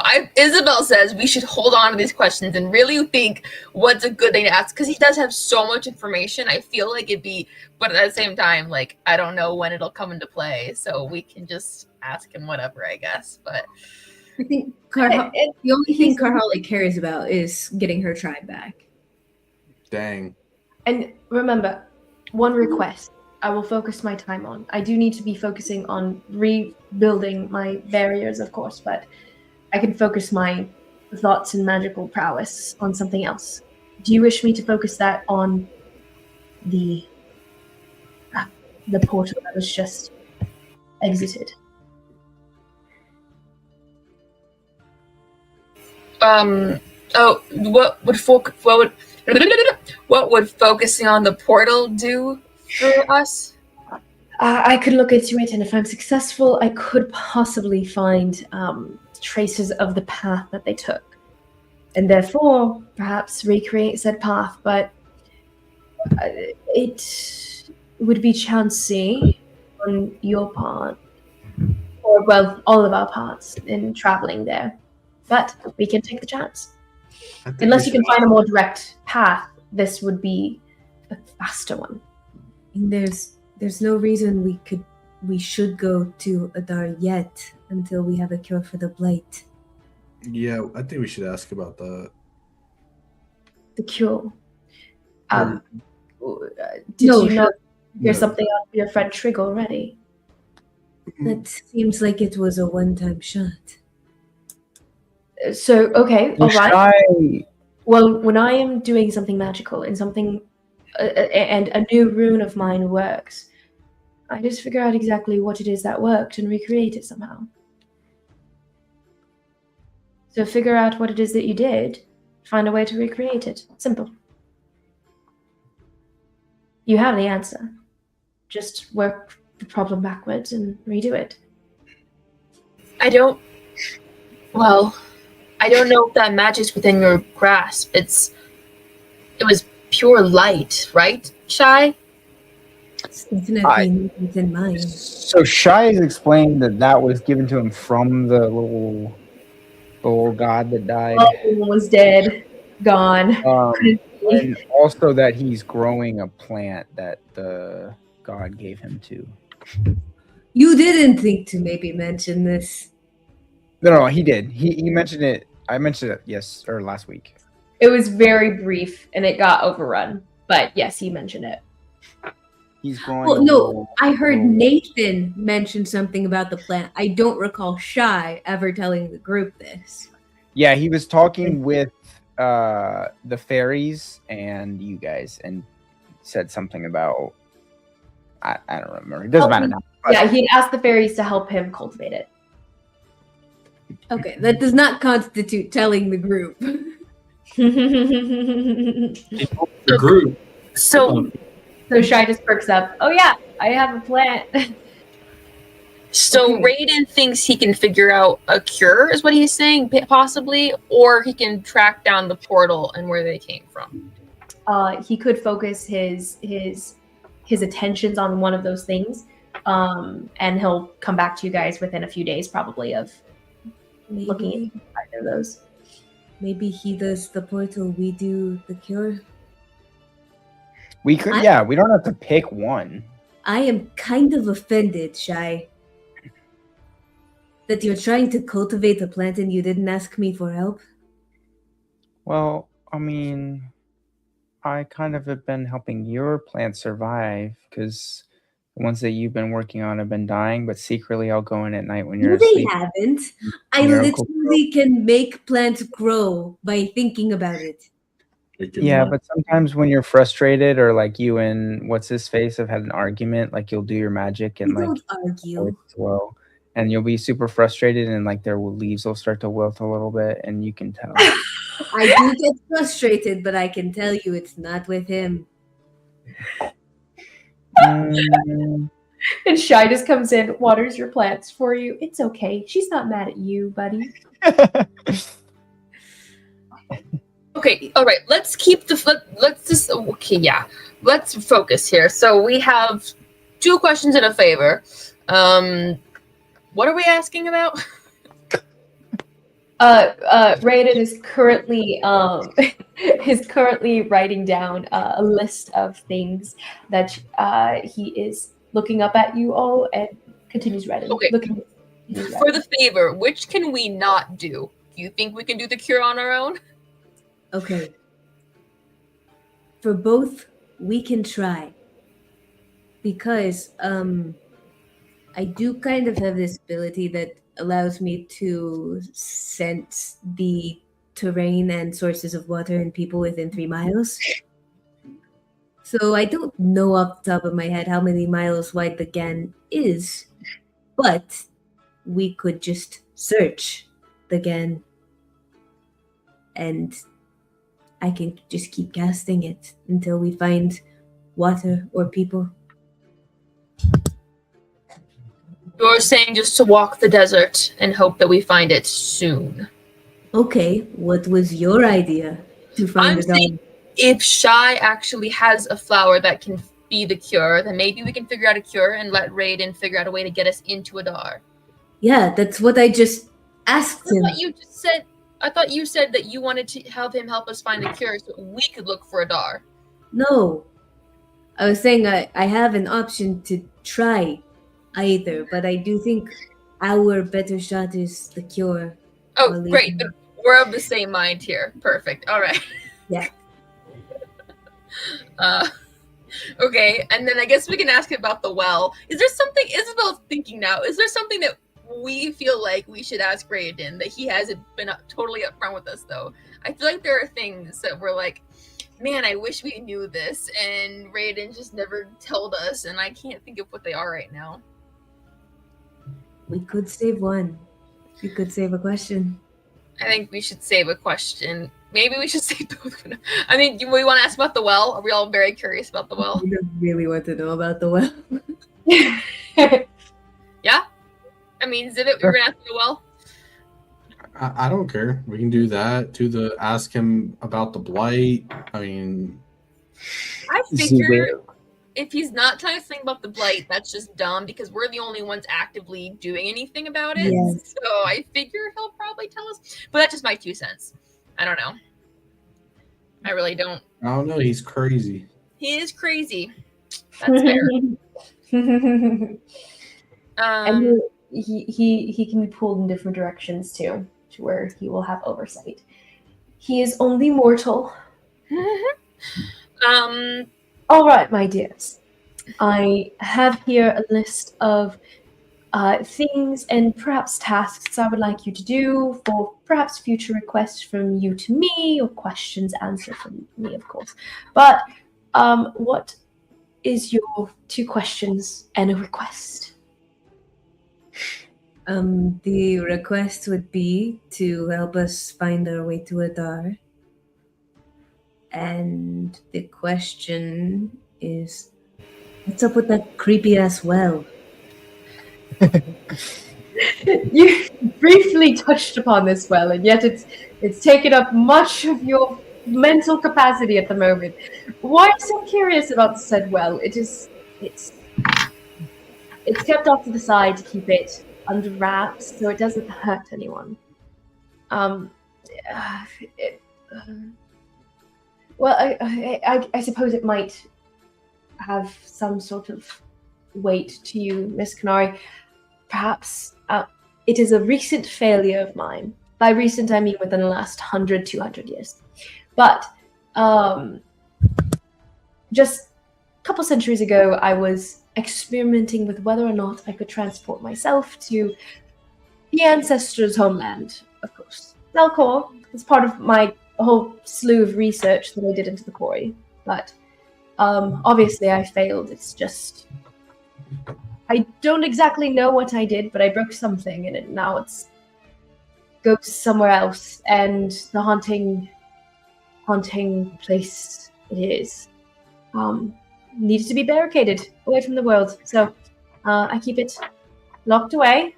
No one can be hurt by it. So, unfortunately, few people did find their way in, so perhaps I should change the locks. I'm confused. Where does it take people? A haunting place? Well, I haven't had anyone return, and I didn't go in directly myself. So, Go ahead. Who has access to those rooms? Myself? What rooms are you referring to? Well, like that I'm guessing that there's probably more rooms like that if there's, one. I have no more wells. I didn't say wells. But however, regardless, who has access to those? Because Zule knew the combination immediately and walked in. Did she? I literally told you that 30 minutes ago. Well, are you saying she knew it previously, or she figured it out? She walked up and she went boop, boop, boop, boop, and got in. I barely made it in after her. Well, did you see her the entire time she'd been in the castle? Could she have figured that out beforehand? You know what I mean. You know what I mean. Move on. We just caught her skulking in that one area, so no. Is your code the same for all your fancy hidden doors? I keep them alternating, perhaps, perchance whenever I visit them. I'll change the lock every time I do, but Are they all password? Not by password. Some of them are rhythms. No, are all the passwords password? No, they are not. Oh, my dears. This is your question. Second No. question. My question is, it's all the same first thing. that was a joke, not a legitimate That was question. just a question with like A, B, C, D. But no, I- but back to the I voice. noticed. Why does it tell you creepy things in your brain? I don't know, my dear. I did not step in because I had a co-worker of sorts, a fellow mage working with me who did step in and did not come back out. And that is why I do not keep an apprentice on hand anymore. If I'm going to experiment anything, I'll experiment on myself. So you know pretty much nothing about it. So I don't think this question counts because you didn't actually tell us almost anything. You chose your question, my dear. That is your fault.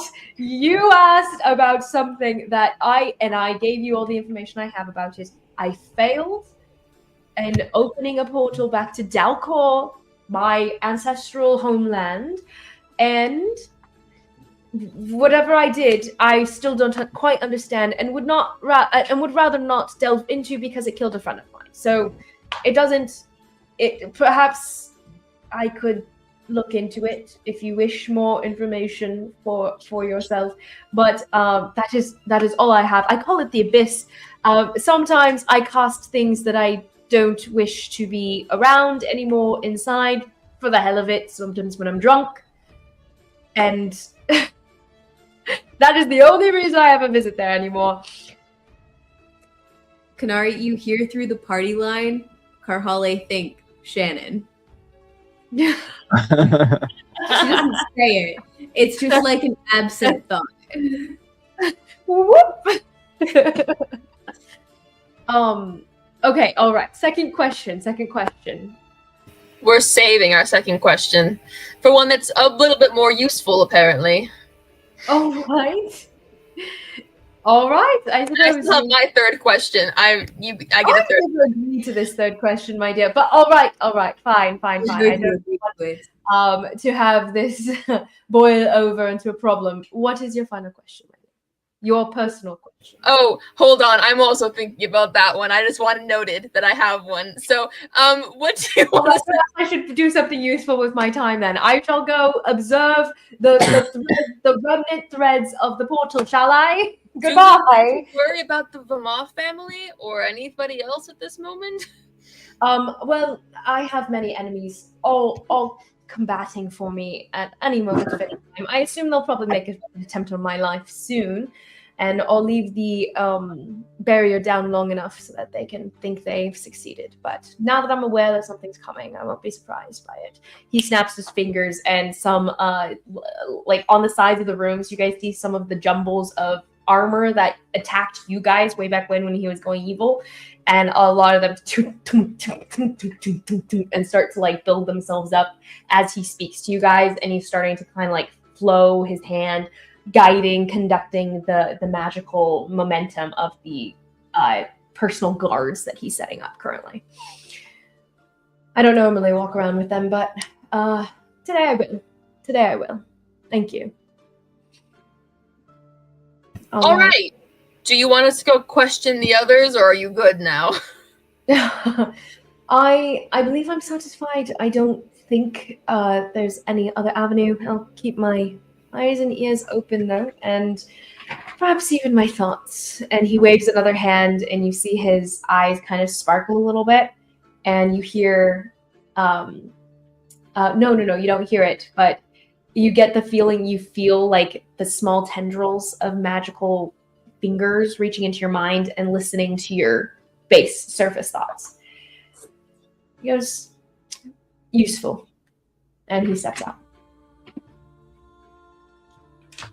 He's now just listening to our thoughts.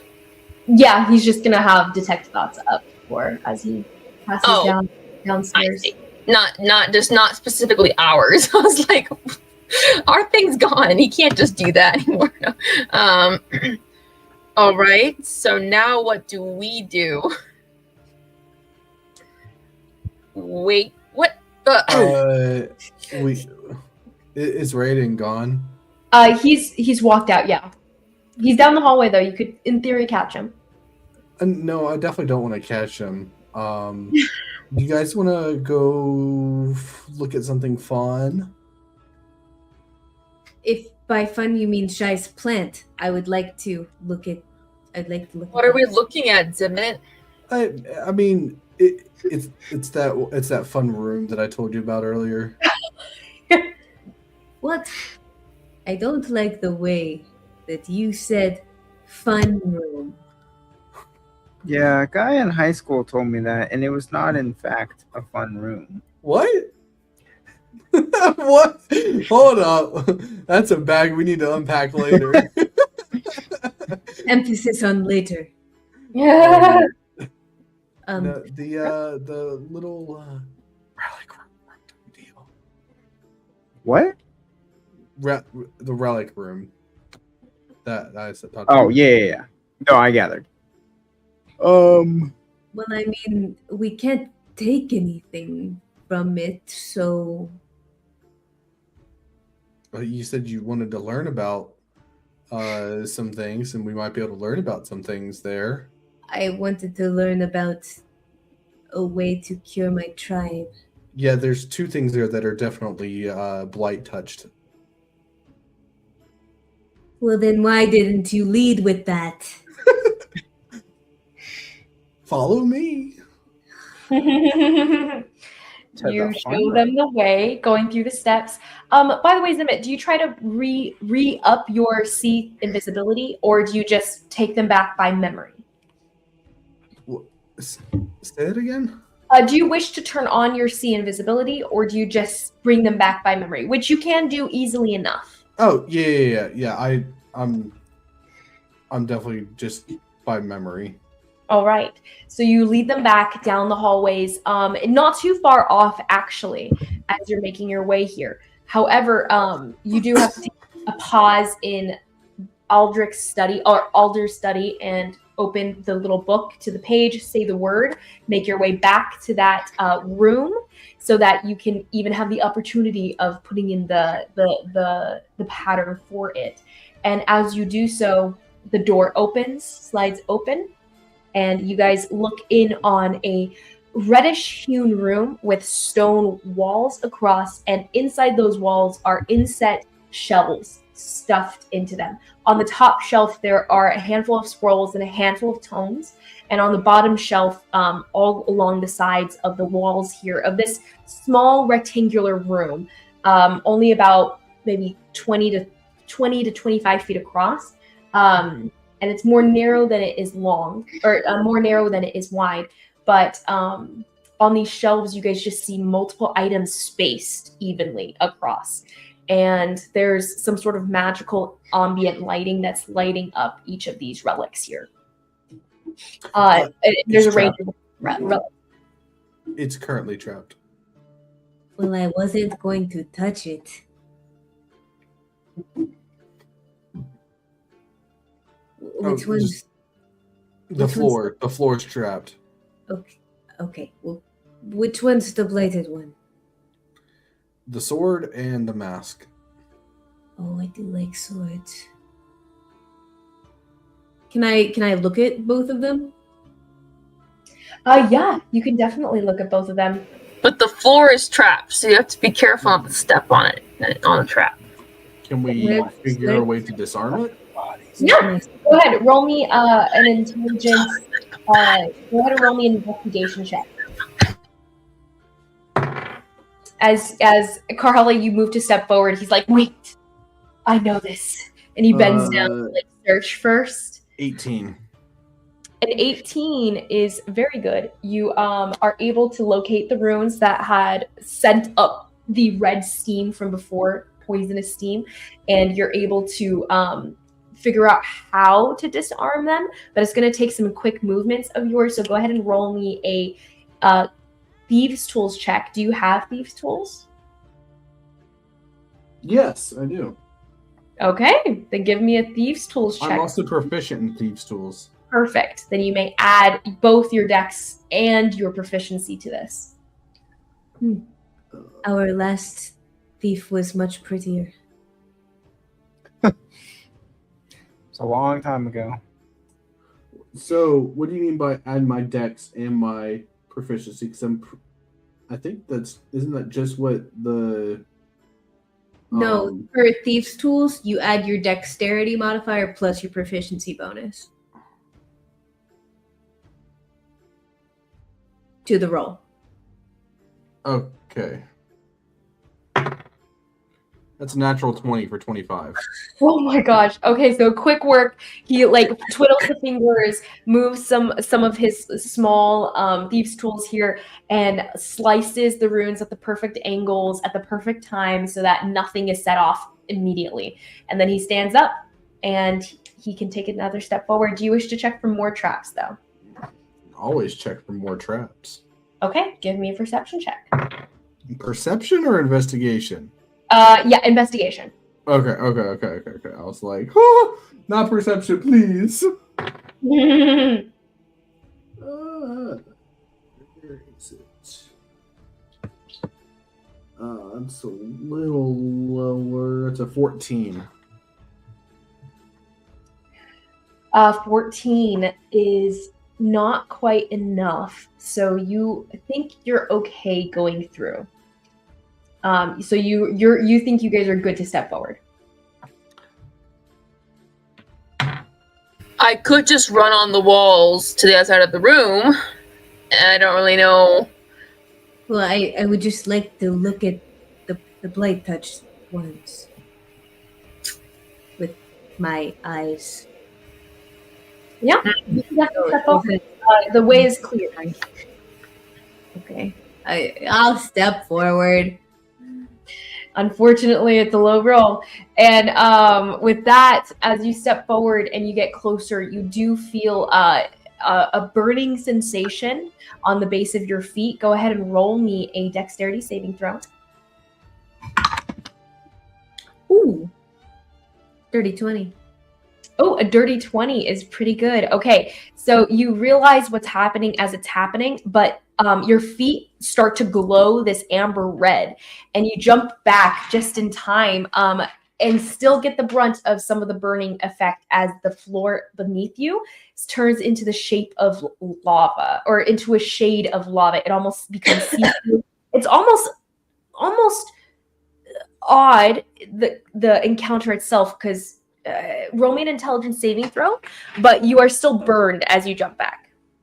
Holy! I just rolled the same roll twice. So, but for intelligence save, it is 18. 18. Okay. So with an 18, you can tell that this is illusory magic that's happening, but it burns all the same. This is some powerful illusion, even if you knew it's an illusion in this moment. But it's some powerful illusion that's burning at your feet here. And the rest of you guys do smell this. You guys do sense the burning sensation that's here. And even though this is a dream, it's hitting you in the physical reality. That's going to be... I'm fine. Unless it's more than 105. 29 points of... Ooh. So it is rounded down to 14. Crazy. I try to... Back. You see that all the steps seem to have this haze of orangish energy, like amber glow. So you know that the steps going closer to the wall is lava, so to speak. The floor is lava. Mm-hmm. You hear her like wince in pain, and then she turns back to Zimmit. Really? Did you do that on purpose to spite me because you don't like me for some reason? On purpose, that's for sure. That's... He erases Faunal's name from the book, puts his own name. No, I'm just kidding. If you want to hurt me, be a man and punch me. Or at least something. Would you like to, step on more traps, or do you want me to try to get rid of them? Not if you getting rid of them is what you did last time. I got rid of the previous one. Well, then why did you tell me to step forward if you weren't done? Because I thought that this one was good. Ah, That's another natural 20 for Krug bends 25. down to look for the magical gem. Yeah. That's another natural 20 for 25. Are you serious? Oh my goodness! He bends down and just a twiddle of mist and everything, and disarms it immediately. It is so unbelievable to you that he didn't know that this was here. He does it so easily, like flipping a switch. And he stands back up and he's like, "Oh, that's good," and he walks forward. I'll look for more. You can approach the relics that are sitting on the on the shelf now. Can I check for traps on like the pedestals as well, just to be on the safe side? Roll me an investigation check again, and then which one do you wish to touch though? Which one do you wanted to examine the blighted one, right? So which one? Yeah. I'm gonna do the mask first. Okay, the mask itself, this pale white mask. You come to it. It is familiar to you, Karhalle, actually, because you guys had the encounter back at the Javert estate. But during that party, they had different colored masks to represent the different gods. This is very similar to one of those masks. So this is a design that's probably made to represent Shinyu. But Zimmit, what was that roll again? I got 18.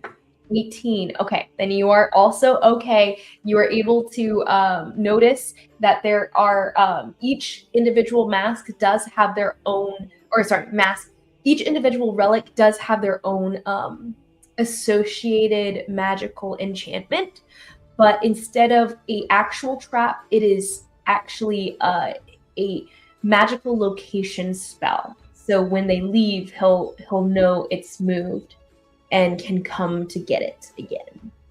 So just when it leaves, not when it's taken off.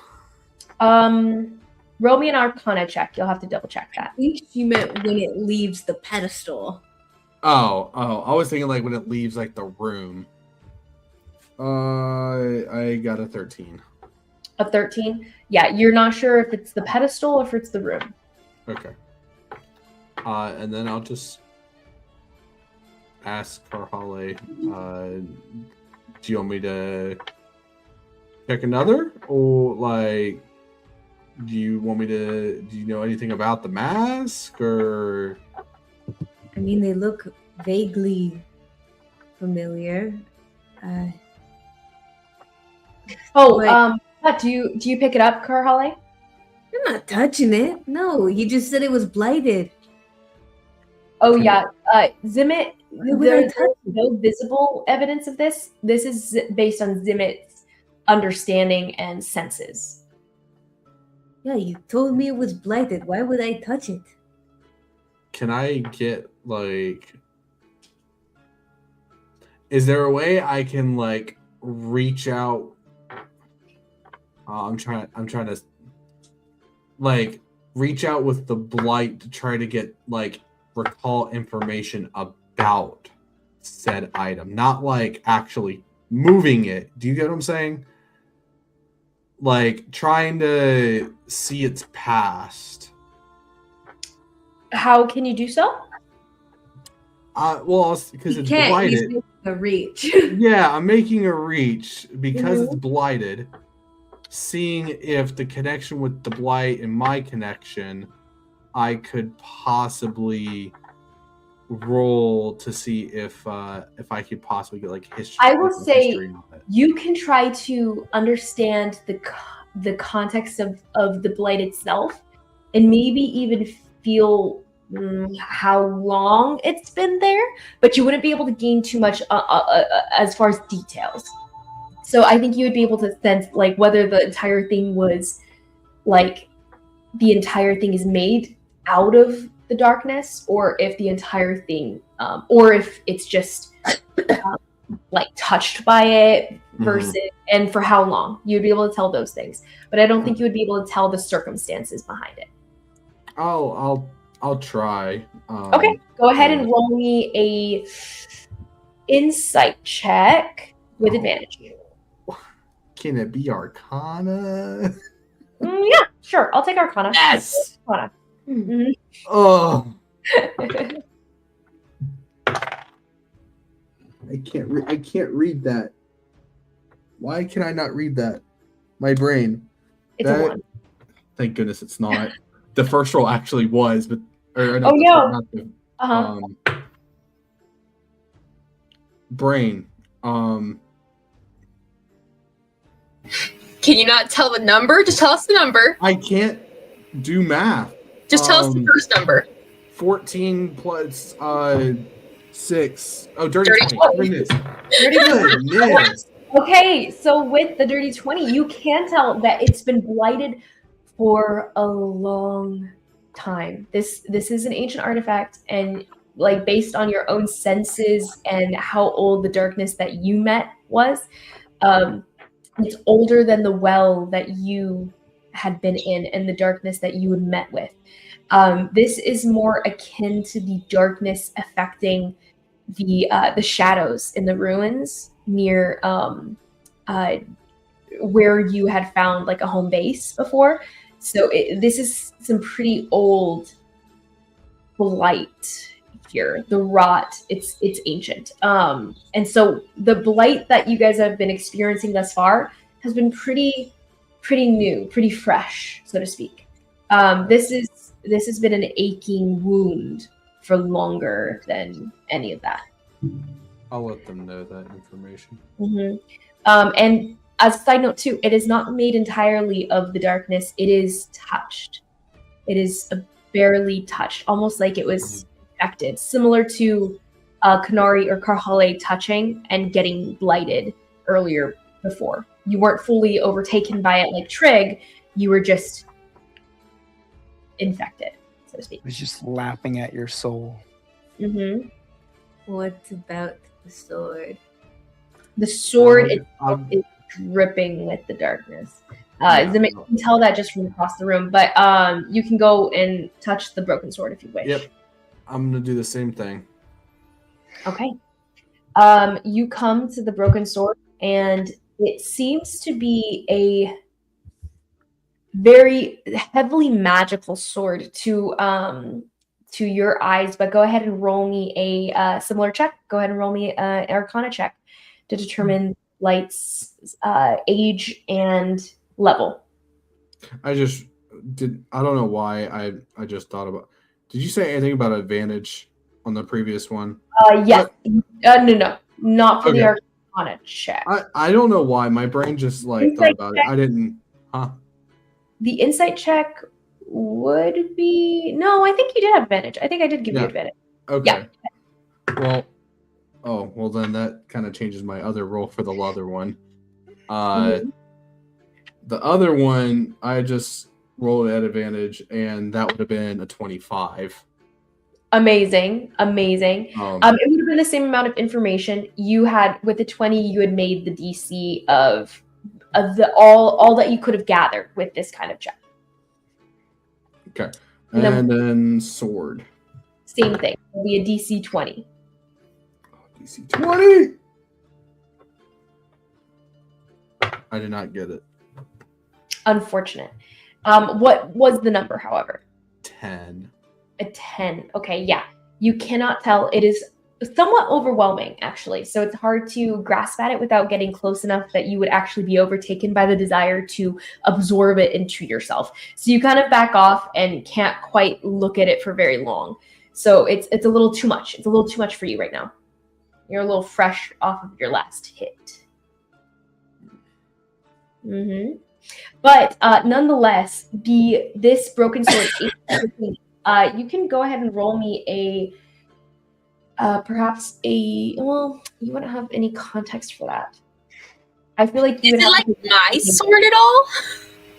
Oh yeah, you can make that comparison if you wish to. I did hold that sword. Yeah, sword. Go ahead and I would say just baseline, it is similar to in the sense that it's leaking darkness, but it is not quite the same make. So you can tell that just directly looking at it. Observation-wise, it is not made by the same kind of design. It is not a katana in that. And this is more broadsword style. And it's broken in half. It's very very thick kind of sword. It's to be wielded by someone who is very strong, very big. This is probably for a bigger person. But even then, this magical weapon, there's more to it. You would have to pick it up. You would have to understand it to know, unless you knew the history of it. Well, that stinks. Question for the DM. Sure. This is a deep cut. Okay. Does No pun intended. does the blight that we've been dealing with feel at all like the darkness of the Daragma Wilds that we felt when there was the whispers way back then? You would, thinking back to that, casting back to that time, it was dark, but it was in a different way, actually. The darkness there wasn't the kind of rot, the kind of black rot that is the darkness of the ruins or the darkness of the Tellurian underground. It was similarly dark and foreboding, however, of a different feel. Did it feel more like the well? Didn't they both say ominous things about things that we fear? It's true. The Drava Wilds and stuff like that? We did. I would say roll me an insight check. And then another thing that I had in my or a religion check. And if you do a religion check, you would have a lower DC for the roll. Another thing that I wanted to get out of my head and into out here, the comparison between the black ooze that often accompanied the scrawl and the way you described the ichor of the blight are similar in my head. I could be wrong. No, I agree, and I would think you have come to the conclusion that they're all different forms that the blight, the rot, the darkness, corroded can take. That ooze is the same ooze that you guys found infecting the tree that attacked you guys before. Mm-hmm.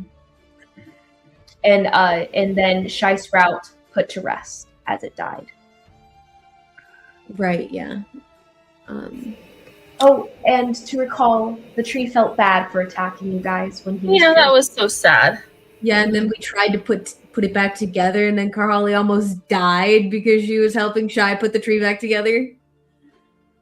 And then Karhalle actually did die, but a different, unrelated thing. Against a tree, no less. So, DM, I was going for religion, but I got a natural 20, so 24. Oh my freaking goodness. Okay. That's so crazy. I got a natural 1. That's crazy. So Karhalle, you're of the mind of the same thing. Konari, you're of the mind that they are almost like two sides of a different coin. Like one is this darkness that feels a certain way. The other feels more it's just you just know inherently that almost the Daragma Wilds is haunting in a divine way. Like, you have no reason to assume that, except that the gods don't want the Daragma Wilds to be encroached upon. For whatever reason, it is haunted by divine power and divine whispers and divine desire to keep others from venturing further in. It's a divine magical power there that you could sense, and you would compare it to the feelings you got when the Tellurian ministers would use their magic in your vicinity, or even that would be your closest comparison, or even perhaps more recently, Thea wielding her magic near you. It was more similar to that feel than it was to what you've been experiencing more recently with the rot. So whatever it is going on there is enacted by the divine gods. The hero gods, as some might call them. But the hero gods, like the three main gods that they're talking about. They are the five, the three brothers and the two sisters, but they refer to the hero gods by Inala because she had found a book that had referred to them as the hero gods. But that's referring to the five? Yeah. Okay.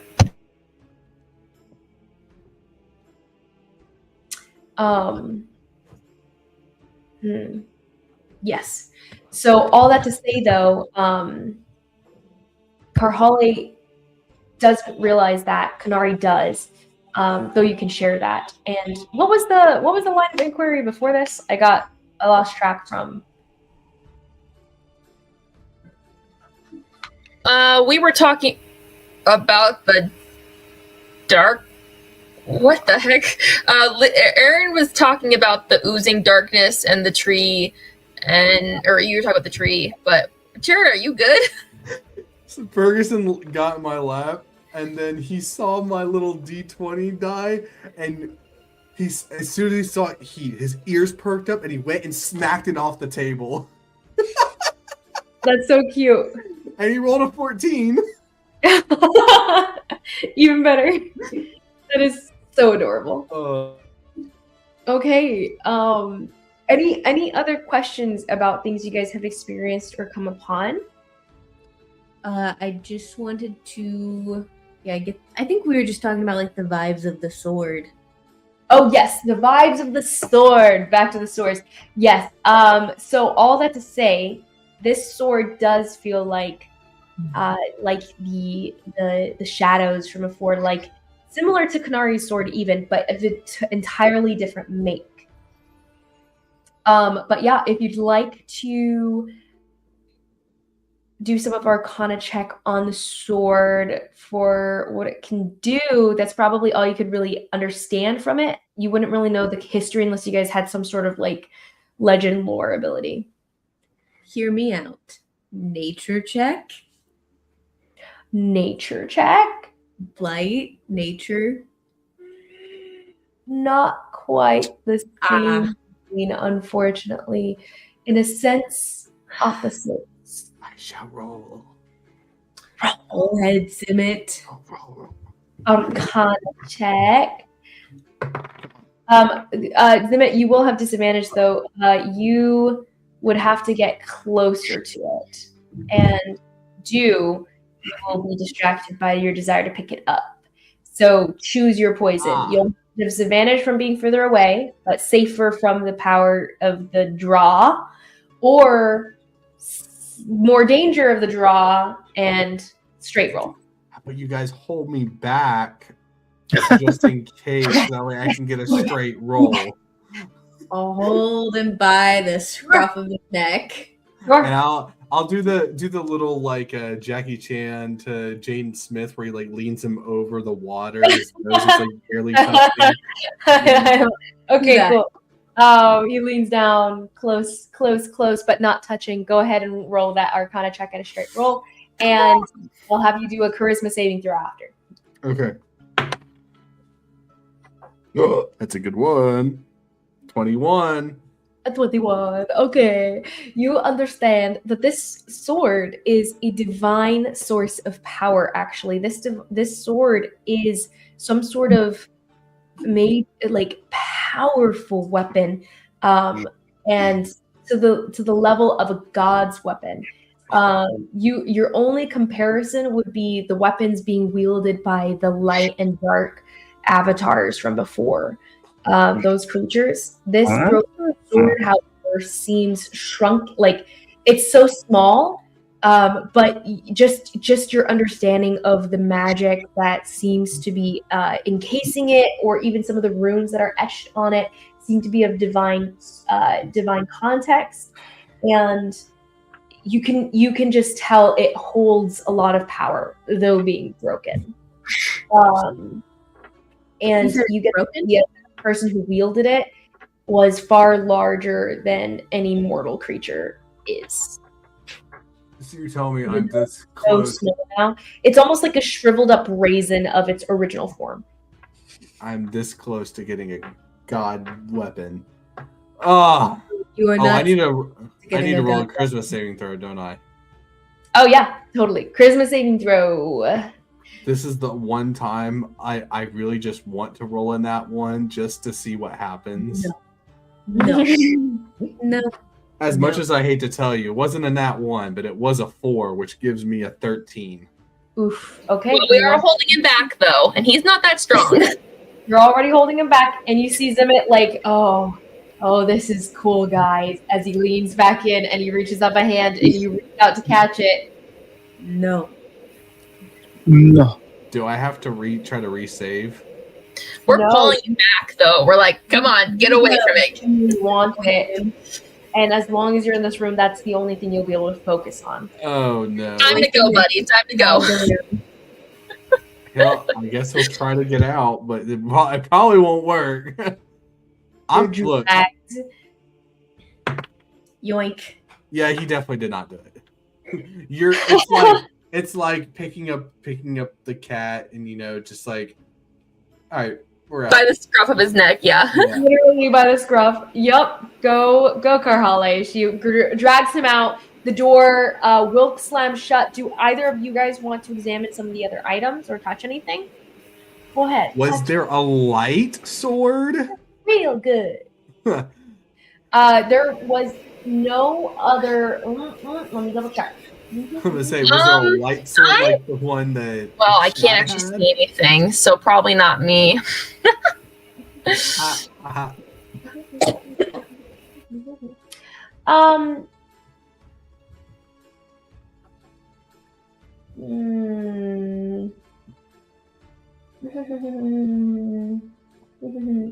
Okay, so among the other items here, there is a quill, the mask, as seen. You guys don't know the context of yet. You see what looks to be some sort of like glove, some sort of metal glove. Glove? A single glove, though, not a matching set. A gauntlet, specifically. And then you see a spool of thread sitting on one of the shelves as well. A spool of thread. I don't think you see another sword. You see DM. Oh, sorry. Go ahead. I was gonna say I might ask this question next session because I have to get off here a second, or have you resolve this next session. But does anything catch Ty's attention? Yes. Ty's attention is definitively caught. Konari, the thread. I was wondering with the thread. I was like, oh. Okay, the DM. I might poke at that. Not right this because I gotta go, but maybe next session I can poke at it because I'm very curious about this now. Poke it. Just poke it. Okay. She tells you, and we'll end on this note. And she goes, "Konari, the thread. It's thread of the fifth loom. It's thread of fate, and we can end with that." The thread of Oh my gosh, she said thread, and I got so excited. I was like, oh.